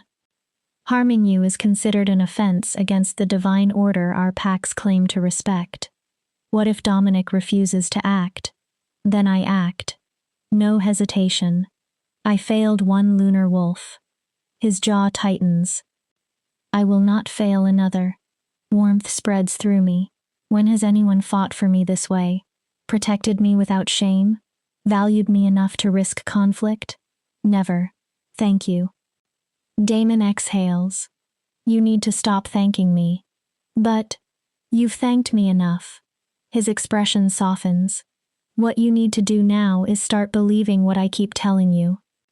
I wait. You are extraordinary. I look away. With or without lunar power. His voice becomes gentler. You were brave before the curse broke, strong before anyone knew what you were. My eyes sting. I'm trying to believe that. I know. He stands. Rest. He heads toward the door. Tomorrow will be difficult. Then he looks back. But you won't face it alone. Damon? He stops. Will you stay? My voice drops. Until I fall asleep? I feel embarrassed immediately. I know that sounds childish. It doesn't. He comes back. Sits. I'll stay. I lie down. His presence anchors me. After several minutes, his voice comes through the darkness. Lyra? Yes? For whatever it is worth. A pause. I'm glad I found you. I smile into the pillow. I'm glad you found me too. For once, sleep comes peacefully. Tomorrow I return to the place where everything began. Tomorrow I look for answers.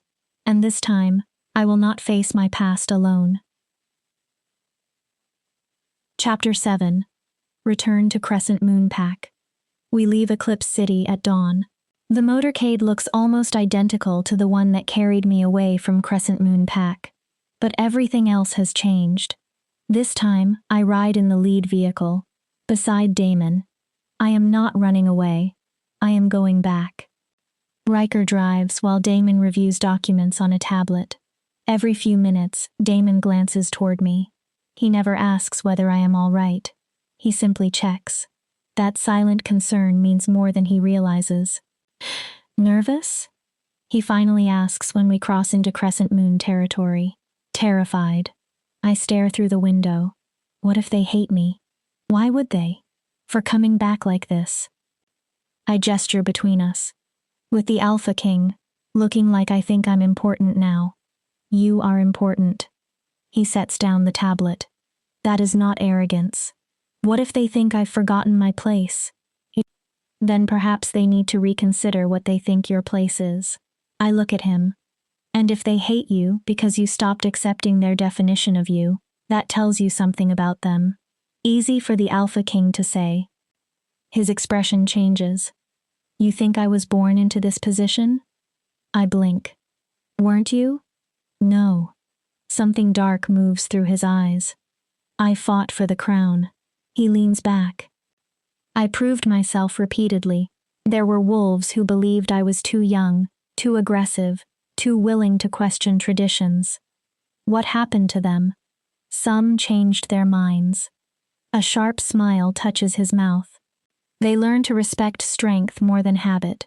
And the others? They no longer occupy positions where their opinions trouble me. The message is clear. Damon did not simply inherit power. He seized it. Defended it. I'm not very good at being feared. You don't need to be. His hand briefly closes around mine. Be yourself. My pulse jumps at the contact. The rest will follow. Then his tone becomes casually possessive. And anyone who wants to reach you has to go through me first. My heart reacts in a way it absolutely should not. We arrive shortly after noon. Word spread ahead of us. Almost the entire pack is gathered in the central square. My parents stand near the front. May bounces impatiently beside them. Alpha Dominic looks both welcoming and extremely nervous. Callum stands among the ranked wolves. He stares at the ground. His shoulders are stiff. His jaw clenched. Good. Let him be uncomfortable. Riker opens Damon's door. Then mine. The instant I step into the sunlight, whispers erupt. People stare at the silver in my hair. My eyes. My clothes.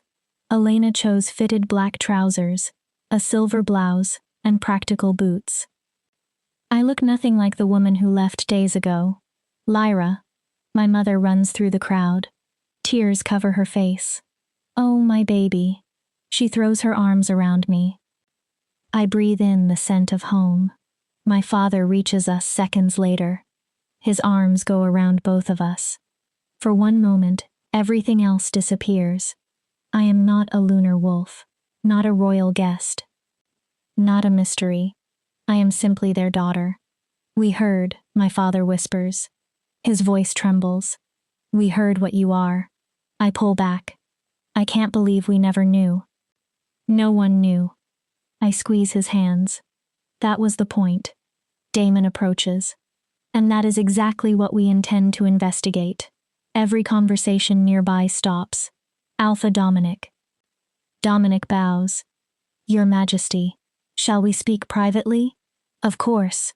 Dominic gestures toward the Alpha House. Your rooms have been prepared. He hesitates. And the body is being preserved in cold storage as you requested. Good. Damon glances at me. Spend time with your family. I look at him. I'll send for you when we are ready to examine the body. It sounds like an order, but there is consideration beneath it. Okay. He and his guards follow Dominic away. May immediately links her arm through mine. You have to tell me everything. Everything? The capital, the palace, Damon. May. What? She grins. Does he really have an entire throne room made of silver? May. Let her breathe, my mother says. But she is laughing. We walk home. Every street looks exactly the same. The houses, trees, paths. Nothing changed. Except me. Inside, my mother immediately starts tea. May attacks me with questions. My father sits quietly and studies me. Dad? He does not answer. What's wrong? Nothing. Nothing. His face tightens. I'm trying to understand how I missed it. Missed what? That my own daughter was cursed. Pain enters his expression. What kind of father fails to notice something like that? The kind whose daughter was cursed by a witch powerful enough to hide it. This isn't your fault. The Thorne family. Anger flashes across his face. If they did this intentionally, it is an act of war against us. Which is why Damon is investigating, my mother says, carrying over the tea. She rests a hand on his shoulder. Let the Alpha King handle it. We talk for nearly an hour. I tell them about Eclipse City. Riker. Elena. The ritual. The pain. The moment the curse broke. My first real shift. The gathering. I do not mention the nights Damon sat beside my bed. Or the way I feel safer when he enters a room. Or how his hand around mine makes something inside me react. Those things are too new, too fragile. A knock interrupts us. One of Damon's guards waits outside. Miss Winterbourne. Yes? The king requests your presence. My stomach tightens. They are ready to examine the body. Now? Yes. My mother squeezes my hand. Go. She smiles sadly. We'll be here. The guard takes me to Crescent Moon Pack's medical facility. I barely noticed the building growing up. We enter through a side door and descend to the basement. The temperature drops immediately. Damon waits there. So does Iris. Alpha Dominic. Callum. A metal table sits in the center. A white sheet covers the unmistakable shape of a body. Lyra. Damon's tone softens. You don't have to stay. Yes, I do. I move closer. If this woman cursed me, I need to see her. Damon nods toward Iris. Ready? As I'll ever be. The old witch approaches the table. Death magic leaves traces. Dominic stiffens. Death magic? We'll know soon enough. Iris grips the edge of the sheet. This may be unpleasant. She pulls it back. An ancient woman lies beneath. Even older than Iris. Her face is sunken, her body thin. Dark symbols cover her arms and chest. The tattoos seem almost alive despite her death. Her eyes remain open, clouded white. Callum goes pale. Morgana Thorne. I look at him. You recognize her. From photographs. His gaze refuses to meet mine. She was my great aunt. I stare at the dead woman. The person who may have stolen my childhood. Iris places both hands against Morgana's forehead. She begins chanting. Magic thickens the air. The tattoos on the corpse glow sickly green. Iris closes her eyes. Definitely a dark practitioner. She inhales. Very powerful. Then her expression changes. And yes. What? Damon moves closer. She was murdered with magic. Dominic's face tightens. What kind? Death curse. Iris removes one hand. Fast. A grim pause. But painful. Who killed her? Damon asks. I can't tell. Iris opens her eyes. Death curses are specifically designed not to retain a caster signature. When Approximately 4 days ago. Every person in the room understands the significance. Almost immediately after Damon left Crescent Moon Pack. Someone killed Morgana just as the investigation began. Someone did not want her talking. Can you tell whether she cast my curse? I step nearer. Mine specifically? Iris takes one of the corpse's arms. She traces a symbol. It flashes brighter. This mark records a major working. She closes her eyes again. The room becomes silent. Yes. My stomach drops. I can feel the echo. Her voice is certain. A suppression curse cast on a child approximately 17 years ago. The truth hits like a physical strike. This woman did it. She made me weak. Stole years from me. Built the cage around my wolf. Why? My voice cracks. Why would she do that? That, Damon says, is what we're going to discover. He turns to Callum. Your family records. Callum stiffens. I want them now. Your Majesty, I swear we knew nothing about this. Your great-aunt cursed a child who lived in your pack. Damon's voice becomes cold. Your assurances are irrelevant. Callum lowers his head. The records are at my family's house. Take us there. We leave in a grim group. Damon, Iris, Riker, Alpha Dominic, Callum, me. The Thorn home stands near the edge of pack territory. Large, elegant, old money in every stone. Callum's father answers the door. He resembles his son closely. Same amber eyes, same sharp features. But there is something harder in his expression. Alpha King.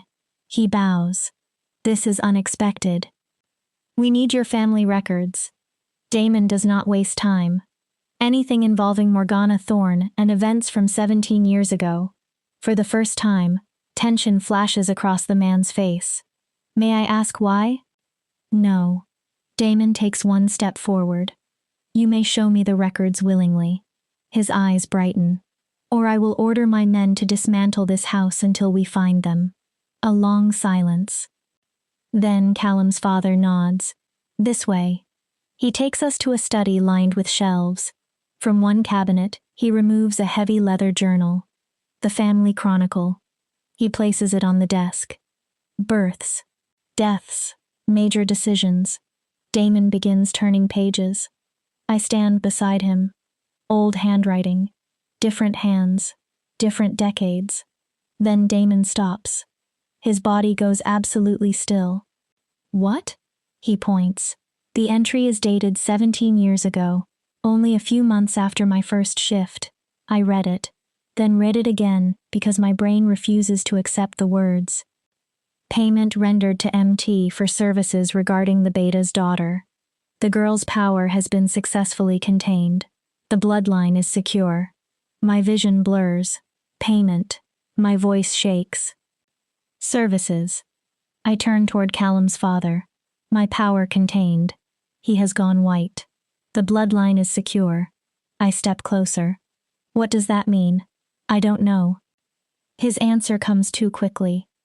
I was young when this was written. Damon's power surges. Who wrote it? My father. Where is he? He died 10 years ago. How convenient. Damon's eyes glow. Your father paid someone to curse a child. The man takes a step backward. Fear enters his face. I knew nothing about this. But you can guess. The realization comes together inside me.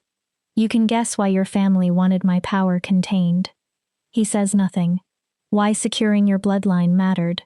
Still nothing. His silence is enough. Tell them.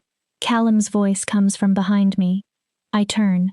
He is staring at his father with horror. Tell them the truth. His father closes his eyes. There was a prophecy. Every person in the room freezes. When Lyra was born, one of the pack seers had a vision. My skin goes cold. She said the Beta's daughter would eventually become more powerful than any alpha. His voice weakens. That she would change our hierarchy. Damon becomes terrifyingly still. So your family cursed her. We thought. You hired a dark witch to suppress a 6-year-old because you were afraid she might someday be stronger than you. It wasn't only our position. Callum's father becomes desperate. The seer said her power could destroy the pack if it wasn't controlled. You were protecting yourselves. I barely recognize my own voice. You looked at a child and saw a threat. My wolf snarls inside me. So you stole her strength. I step closer. You made her grow up believing she was worthless. I point toward Callum. And when your son rejected me for being weak, that was simply the last piece, wasn't it? Lyra. Callum sounds devastated. I didn't know. I turned sharply. I swear. Didn't you? I had no idea. Your family cursed me. My voice shakes with restrained anger. And you rejected me for the exact weakness they forced onto me. His face breaks. You played your role perfectly whether you understood it or not. Alpha Dominic looks furious. This is an outrage. He turns on Callum's father. The Thorne family will answer for violating pack law. They violated my law. Damon's voice cuts through the room. Everyone stops. He looks at Riker. Take Garrett Thorne into custody. So Callum's father is Garrett. Riker moves immediately. He will stand trial in the capital for conspiracy to curse a lunar wolf. Garrett stares. You can't do that. His fear becomes outrage. I am a ranked wolf of Crescent Moon Pack. Damon looks at him with open contempt. Alpha Dominic failed to discover that one of his children was magically suppressed inside his own territory. Dominic flinches. The moment you conspired against a child blessed by the moon goddess, this ceased being solely pack business. 2 guards seize Garrett's arms. You will stand trial before me. Damon's voice becomes absolute. And if the evidence proves guilt, you will receive the punishment my law requires. Garrett struggles briefly. Then stops. Callum looks toward me. What about me? His voice is almost a whisper. I didn't know. I face him. You rejected me. He closes his eyes. You rejected me because of weakness your family created. I'm sorry. His voice breaks. Lyra, I'm so sorry. Your apology changes nothing. He looks as if I struck him. You made your choice. I hold his gaze. Now you have to live with it. Damon's hand settles gently at my lower back, grounding me. Are you ready to leave? I look around the study. The journal. The evidence. Garrett being led away. Callum standing broken beside the desk. For years, I imagined closure might feel triumphant. It does not. It feels quiet. Heavy. Finished. Yes. I exhale. I'm ready. My parents wait at the Alpha House. My mother takes one look at my face and pulls me into her arms. They did it. The words emerge against her shoulder. The Thorne family. Her grip tightens. They paid Morgana to curse me because they were afraid of what I might become. My mother cries. I'm sorry. Her tears soak into my hair. I'm so sorry we didn't protect you. This was not your fault. And this time I truly believe it. My parents did not fail me. Fear did. The fear of people who valued power more than a child's life. Damon gives me the evening with my family. We leave in the morning. Thank you. He turns away. I catch his arm. Damon. He looks back. I lower my voice. Thank you for getting me justice. His eyes soften. For not letting them hide from what they did. Always. One word. Then he adds quietly, I will always fight for you, Lyra. Something inside me shifts. I look into those strange, luminous eyes. At the man who saw me when everyone else saw weakness. Who freed my wolf. Who stood between me and those who hurt me. The realization terrifies me and thrills me. I am falling in love with the Alpha King. Not because fate commanded it. Not because the moon goddess tied our souls together. Because Damon sees me. The broken pieces. The power. The fear. The strength. and he values all of it. This is not what I expected when he claimed me. Maybe it is exactly what I needed. Chapter 8. The Trial and the Choice. The trial begins 1 week later in the capital.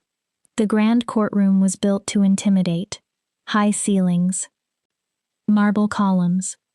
A raised platform where Damon sits in judgment. Wolves have traveled from across the territory. The case has shocked nearly everyone. There is little precedent for deliberately cursing a lunar wolf. I sit in the front row. My parents are on one side. Elena sits on the other. Across the aisle, several members of the Thorne family wait. Callum is among them. He keeps staring at me. I refuse to meet his eyes. Damon enters. The entire courtroom rises. Formal black robes trimmed in silver make him look even more commanding. For a moment, his gaze moves through the crowd. Then, pauses on me. I recognize the silent question. Are you okay? I nod once. I will be. Be seated. Everyone obeys.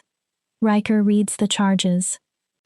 Garrett Thorne, you stand accused of conspiracy to curse a minor, conspiracy to suppress the power of a lunar wolf, and violation of divine law.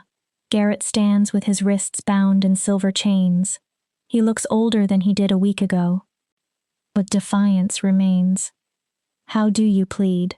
Not guilty, Your Majesty. His jaw lifts. I acted to protect my pack. You acted to protect your position.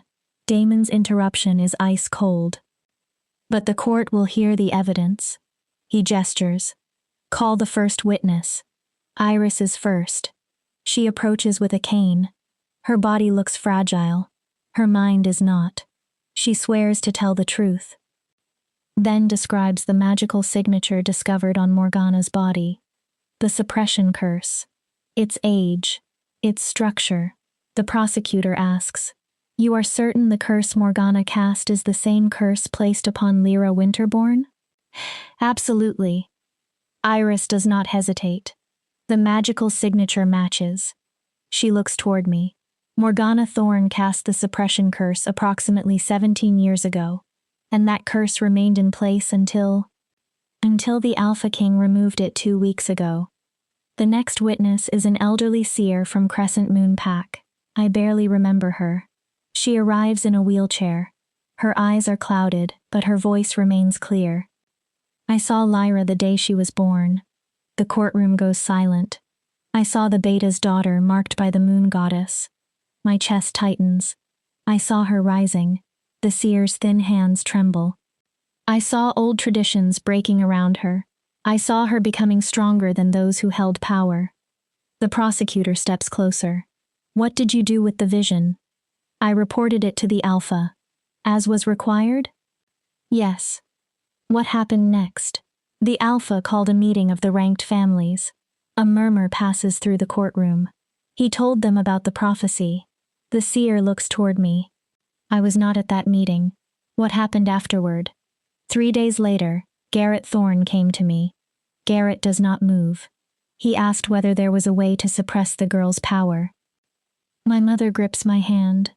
What did you tell him? That such magic would be dark. The seer's voice falls. That it would require someone willing to break sacred law. And his response? He told me he would handle it. The courtroom erupts in whispers. Damon allows it for a moment, then raises one hand. Silence. Did you know he intended to curse her? The prosecutor asks. I suspected. The seer's face twists with regret. But I had no proof. She looks toward me again. After the curse was placed, Lyra appeared ordinary. A tear slips down her cheek. Weak. Her voice breaks. I began wondering whether my prophecy had been wrong. She closes her eyes. I'm sorry, child. I say nothing. I should have fought harder.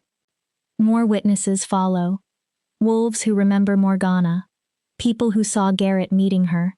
Others who noticed how quickly my wolf's strength changed after my first shift. Pieces of my childhood become evidence. Then my name is called. My legs tremble when I stand. The courtroom suddenly feels much larger. Every face turns toward me. I walk to the witness stand. Swear the oath. Sit. The prosecutor approaches gently. Miss Winterbourne, please describe how you experienced your wolf as a child. I take a slow breath. She always felt wrong. What do you mean? Too small. I look down at my hands. Too far away. My voice becomes steadier, like she was trapped behind glass. How old were you when you first shifted? 6. And afterward? I could barely shift again until I was 7. I swallow. When I eventually managed it, every transformation hurt. What did people tell you? That I was weak. I stare ahead. A late bloomer. What effect did that have? I almost laugh, but there is no humor. Everything. I look toward the courtroom. I was pitied. My eyes briefly find Callum. Bullied. He flinches. Treated as less than wolves who should have been my equals. I force myself to continue. And when I found my fated mate, he looked at the weakness forced on me by this curse and decided I was not worth keeping. Callum lowers his head. The prosecutor waits. What do you understand now? That my entire identity was built around a lie. The words come more easily now. I was never weak. My wolf rises inside me. I was suppressed. My eyes find Garrett. Someone was so afraid of what a child might become that he stole 17 years of her life. The room becomes silent. I want justice for that. The prosecutor nods. No further questions. Garrett's defense attorney stands. Everything about him is polished, expensive, smooth. Miss Winterbourne. He approaches. Is it not true that your circumstances have improved considerably since the curse was removed? I frown. You now live in the capital. Yes. Under the Alpha King's personal protection. Yes. With access to opportunities and resources you never possessed before. Objection, the prosecutor says. Relevance? The attorney smiles. I am establishing whether Miss Winterbourne has reason to exaggerate the harm. Damon's eyes flash dangerously, but he says, overruled. Then his gaze hardens. Proceed carefully, counsel. The attorney turns back. Would you agree you have benefited from these events? I stare at him. You're asking whether being cursed as a 6-year-old was worth receiving a palace bedroom 17 years later. His expression changes. That is not, because that sounds like what you're asking. I'm asking if your current comfortable position could influence how you describe your past. My current position exists because someone tried to destroy me and failed. My voice becomes cold. The Alpha King removed a curse that never should have been placed. I lean slightly forward. Yes, I have opportunities now. Then I hold his eyes. I also have 17 years of humiliation, pain, and self-hatred that I may carry for the rest of my life. The courtroom is completely still. So no, counsel. I sit back. I did not benefit from being cursed. A pause. I survived it. The defense attorney retreats. No further questions. My mother squeezes my hand when I return. You did well. I breathe out. For the first time, I believe her. The trial continues for hours. Documents, witnesses, proof of payments, testimony about secret meetings. Eventually, Garrett himself takes the stand. I did what I believed was necessary. His voice remains steady. The prophecy was dangerous. The prosecutor stares at him. Dangerous? It said Lyra would threaten the pack's stability. So you cursed a 6-year-old? I contained a threat before it manifested. My stomach turns. Garrett looks directly at me, and then says the words that change everything. I'm not sorry. The courtroom freezes. I only regret that the suppression did not remain permanent. Chaos erupts. Wolves shout. Some demand punishment immediately. Even Damon looks briefly stunned by the complete absence of remorse. Order. His voice cuts through everything. Silence returns. Damon leans forward.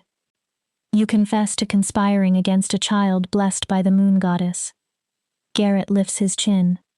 You admit 17 years of suppression. His voice becomes quieter. You admit the suffering your actions caused. Yes. And you regret nothing? Garrett's eyes remain on me. I regret failure. Hatred burns in them. Because she became exactly what we feared. He points toward me. Powerful. His voice rises. Protected. Dangerous. I stand before anyone can stop me. I threaten nothing. Garrett laughs bitterly. Not yet. I take a step. All I ever wanted was the right to exist without someone deciding my strength made me dangerous. Lunar wolves have toppled dynasties. Garrett's voice becomes harsh. Destroyed packs. Changed territories. He sneers. You think you're different? That's enough.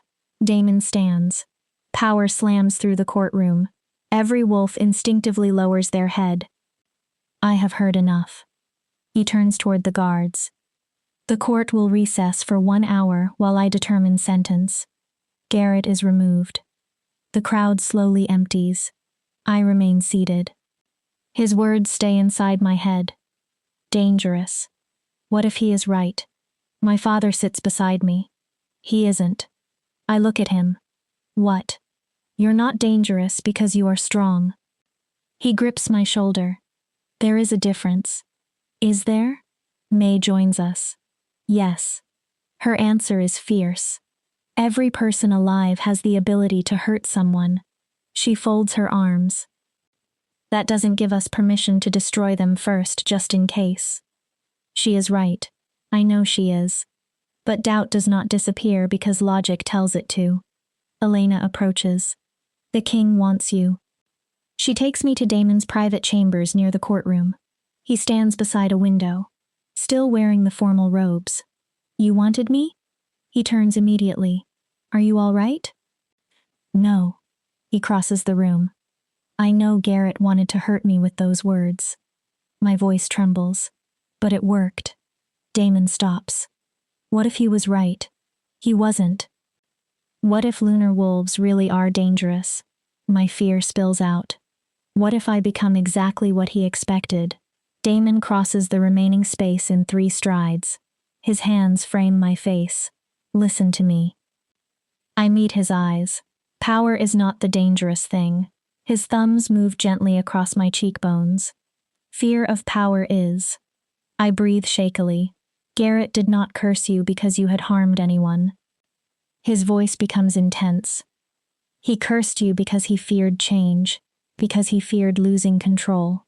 But the prophecy said you would challenge the old order. Damon interrupts. Not destroy innocent people. His eyes soften. Sometimes old systems should be challenged. He leans closer. Sometimes change is necessary. My chest aches. That does not make you a monster, Lyra. His forehead nearly touches mine. It may make you necessary. I want to believe him. But 17 years of believing I was wrong will not vanish in 2 weeks. So I ask the question I have been avoiding. What sentence will you give Garrett? Damon releases my face. Something dark settles over him. The sentence the law requires. Which is, he cursed a child. Damon's voice becomes distant. He suppressed a lunar wolf deliberately. He has shown no remorse. I already know. Death? Yes. The word hangs between us. Does that bother you? I think. Garrett stole my childhood, my confidence, my sense of self, and if he had another chance, he would do it again. No. The answer surprises me with how certain it feels. He chose this. Damon watches me carefully. I'm all right with the sentence. I take a breath. He does not deserve mercy he would never give me. Damon nods. Then we finish it. The courtroom fills again. Damon returns to the platform. Garrett stands before him. Garrett Thorne. Damon's voice fills the room. This court finds you guilty on every charge. No one moves. You conspired to curse a minor. You deliberately suppressed a lunar wolf's power. You violated pack law and divine law. His eyes harden. And when offered the opportunity to show remorse, you declared that you would commit the same crime again. Garrett remains defiant. The sentence is death. A murmur passes through the room. The sentence will be carried out immediately by Silver Blade. Damon looks at him. Do you have final words? Garrett's eyes find me. I protected my pack. His voice holds no regret. History will prove I was right. Damon's expression becomes cold. History will forget you existed. He looks at Riker. Carry out the sentence. It happens quickly. Riker moves with practiced efficiency. There is barely time for Garrett to react. Then it is over. Garrett Thorne is dead. Justice has been delivered. I expected satisfaction. Instead, I feel hollow. The courtroom empties slowly. Callum approaches as I prepare to leave. His face is pale. His eyes red. Lyra. I almost keep walking.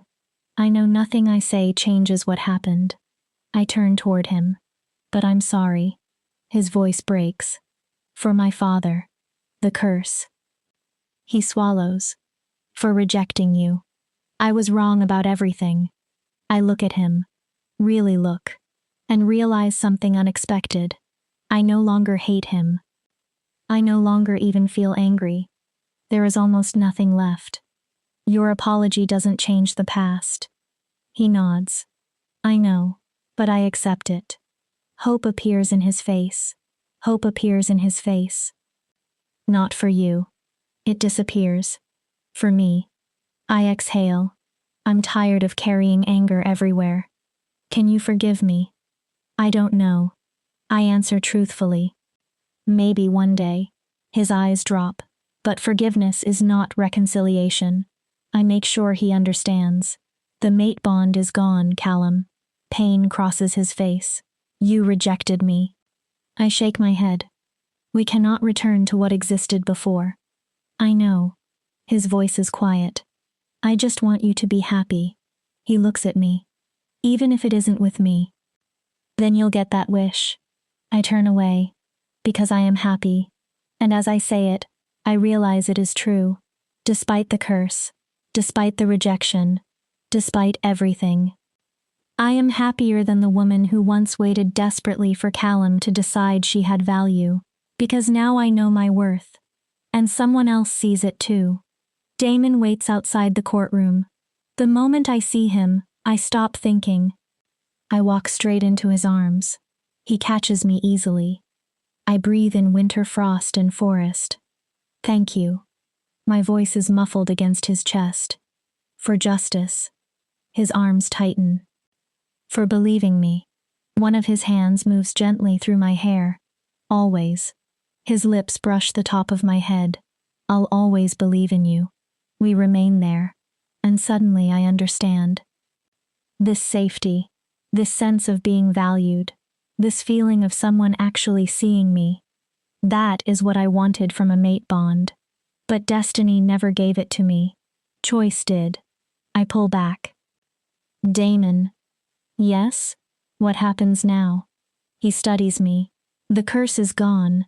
I continue. The trial is over. My heart begins beating faster. What comes next? That depends on you.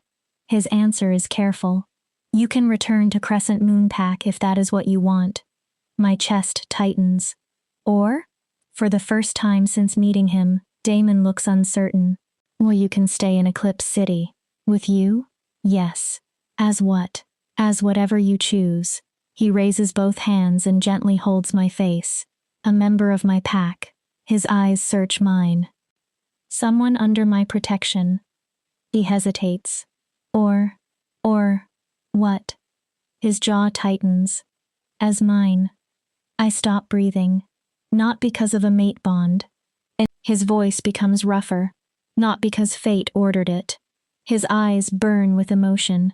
Because I choose you. I stare at him. Because I want you in my life. Damon. Somewhere between breaking your curse and fighting for your justice. He exhales. I fell in love with you, Lyra Winterborn. My heart seems to stop. The Alpha King, the most powerful man in the territories. The man who commands everyone, looks almost vulnerable. I know it is fast. He continues before I can speak. I know you've endured more than anyone should. His hands remain warm against my face. You may not feel the same. A rare uncertainty appears in his eyes. But I needed you to know this stopped being about protecting a lunar wolf. He leans closer. This is about you. Wanting you. Choosing you. His voice lowers. And I'm asking you to give me a chance. I stare. You fell for me? Completely. No hesitation now. Joy rushes through me. Bright. Warm. Almost frightening. You're right. His expression changes. It is fast. He looks worried. It is insane. More worry. And I smile. I feel exactly the same. Damon freezes. You do? I do. I raise my hands to his face. I don't know exactly when it happened. My thumb brushes his cheek. Maybe during the curse ritual. His eyes soften. Maybe when you fought for me. I smile. Maybe the first time you told me Callum was wrong. His forehead touches mine. But somewhere along the way, I fell for you too. The smile that appears on Damon's face is unlike anything I have seen. Open, unprotected, beautiful. Then stay. His voice is almost a whisper. Stay with me. He pulls me closer. Let me court you properly. His eyes remain on mine. Let me show you what it feels like to be chosen, instead of merely destined. Yes. The answer comes without fear. Yes, Damon. His breath catches. I'll stay. Then he kisses me. Nothing about it feels tentative. Damon kisses the way he does everything else. Completely. His hand slides into my hair. The other pulls me closer. The kiss is possessive, intense, filled with everything neither of us had said, and I answer with equal force. When we finally separate, both of us are breathing hard. A silver light flickers in his eyes. My wolf responds. Not mate, nothing compelled, recognition of something we are building ourselves. I need to warn you. Damon rests his forehead against mine. I am not an easy man to love. I smile. I had already guessed that. I'm demanding. I noticed. Possessive. Definitely noticed. And I have an entire kingdom to run. Good. He raises an eyebrow. Because I'm not a simple woman anymore either. My smile widens. I'm a lunar wolf with power I'm still learning to control. I put one hand on his chest. And I have absolutely no intention of being anything less than your equal. Damon grins. Perfect. He kisses my forehead. I wouldn't accept anything else. We stand together in the corridor. And for the first time in my life, something inside me feels completely at home. Not destiny. Something better. Because destiny was written for me. This is being written by us. Choice by choice. Trust by trust. Moment by moment. Sometimes rejection from a fated mate is not the end. Sometimes it frees you from a future that would have never valued you. Sometimes the Alpha King who claims you becomes more than a protector. He becomes your partner, your equal, your choice. And chosen love can become stronger than any bond fate tried to force upon you. Epilogue. 6 months later, I stand on a balcony overlooking Eclipse City. Sunset turns the skyline gold. Damon's arms slide around my waist from behind. A penny for your thoughts. His lips brush near my ear. I lean back against him. I was thinking about how different everything is. Good different? I smile. 6 months ago, I was broken. I look across the city. Rejected. My hand covers his. Now I'm here. And? Stronger than I ever believed I could be. Damon turns me slightly. Any regrets? Not one. I face him completely. Although I received news today, his expression becomes instantly alert. What kind? A letter from Alpha Dominic. I watch him carefully. He's retiring. Damon waits. Crescent Moon Pack will choose a new alpha. His eyes narrow thoughtfully. And several wolves nominated me. Damon goes still. You want to return? I don't know. I look down at Eclipse City. Part of me wants to prove I can lead them. He listens silently.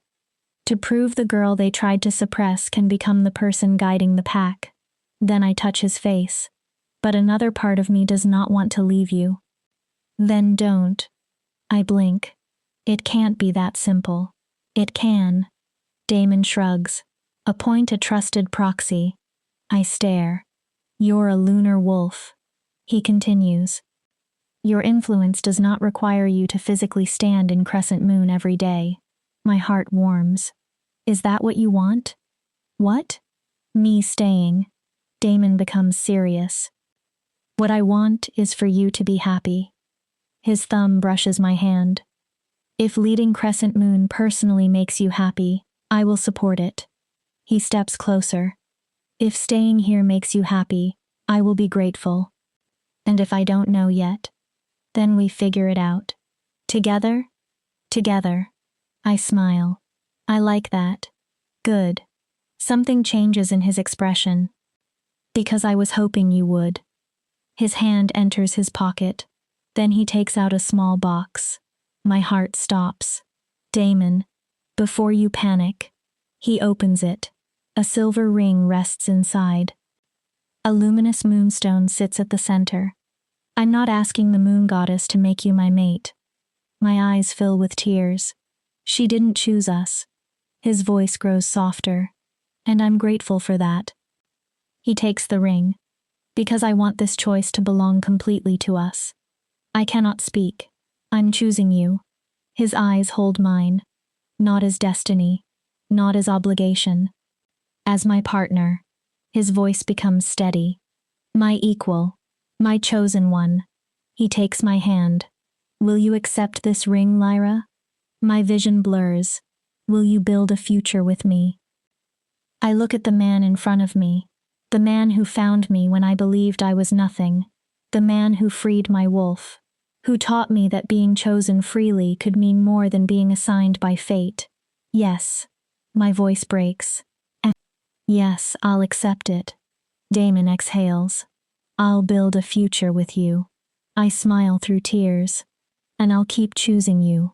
He slides the ring onto my finger. It fits perfectly. Not because destiny arranged it. Because Damon did. Because we did. I love you, he says. His forehead touches mine. Not because I'm required to. His voice lowers. Because I want to. I love you too. I close my fingers around his. And I choose you. Today. Tomorrow. Always. He kisses me as the last sunlight catches the moonstone. The ring glows softly between us. And somewhere beyond the city, the moon begins rising. Maybe the moon goddess is watching. Maybe she is smiling. Not because she planned this ending, but because after everything fate handed me, I finally learned how to choose my own future.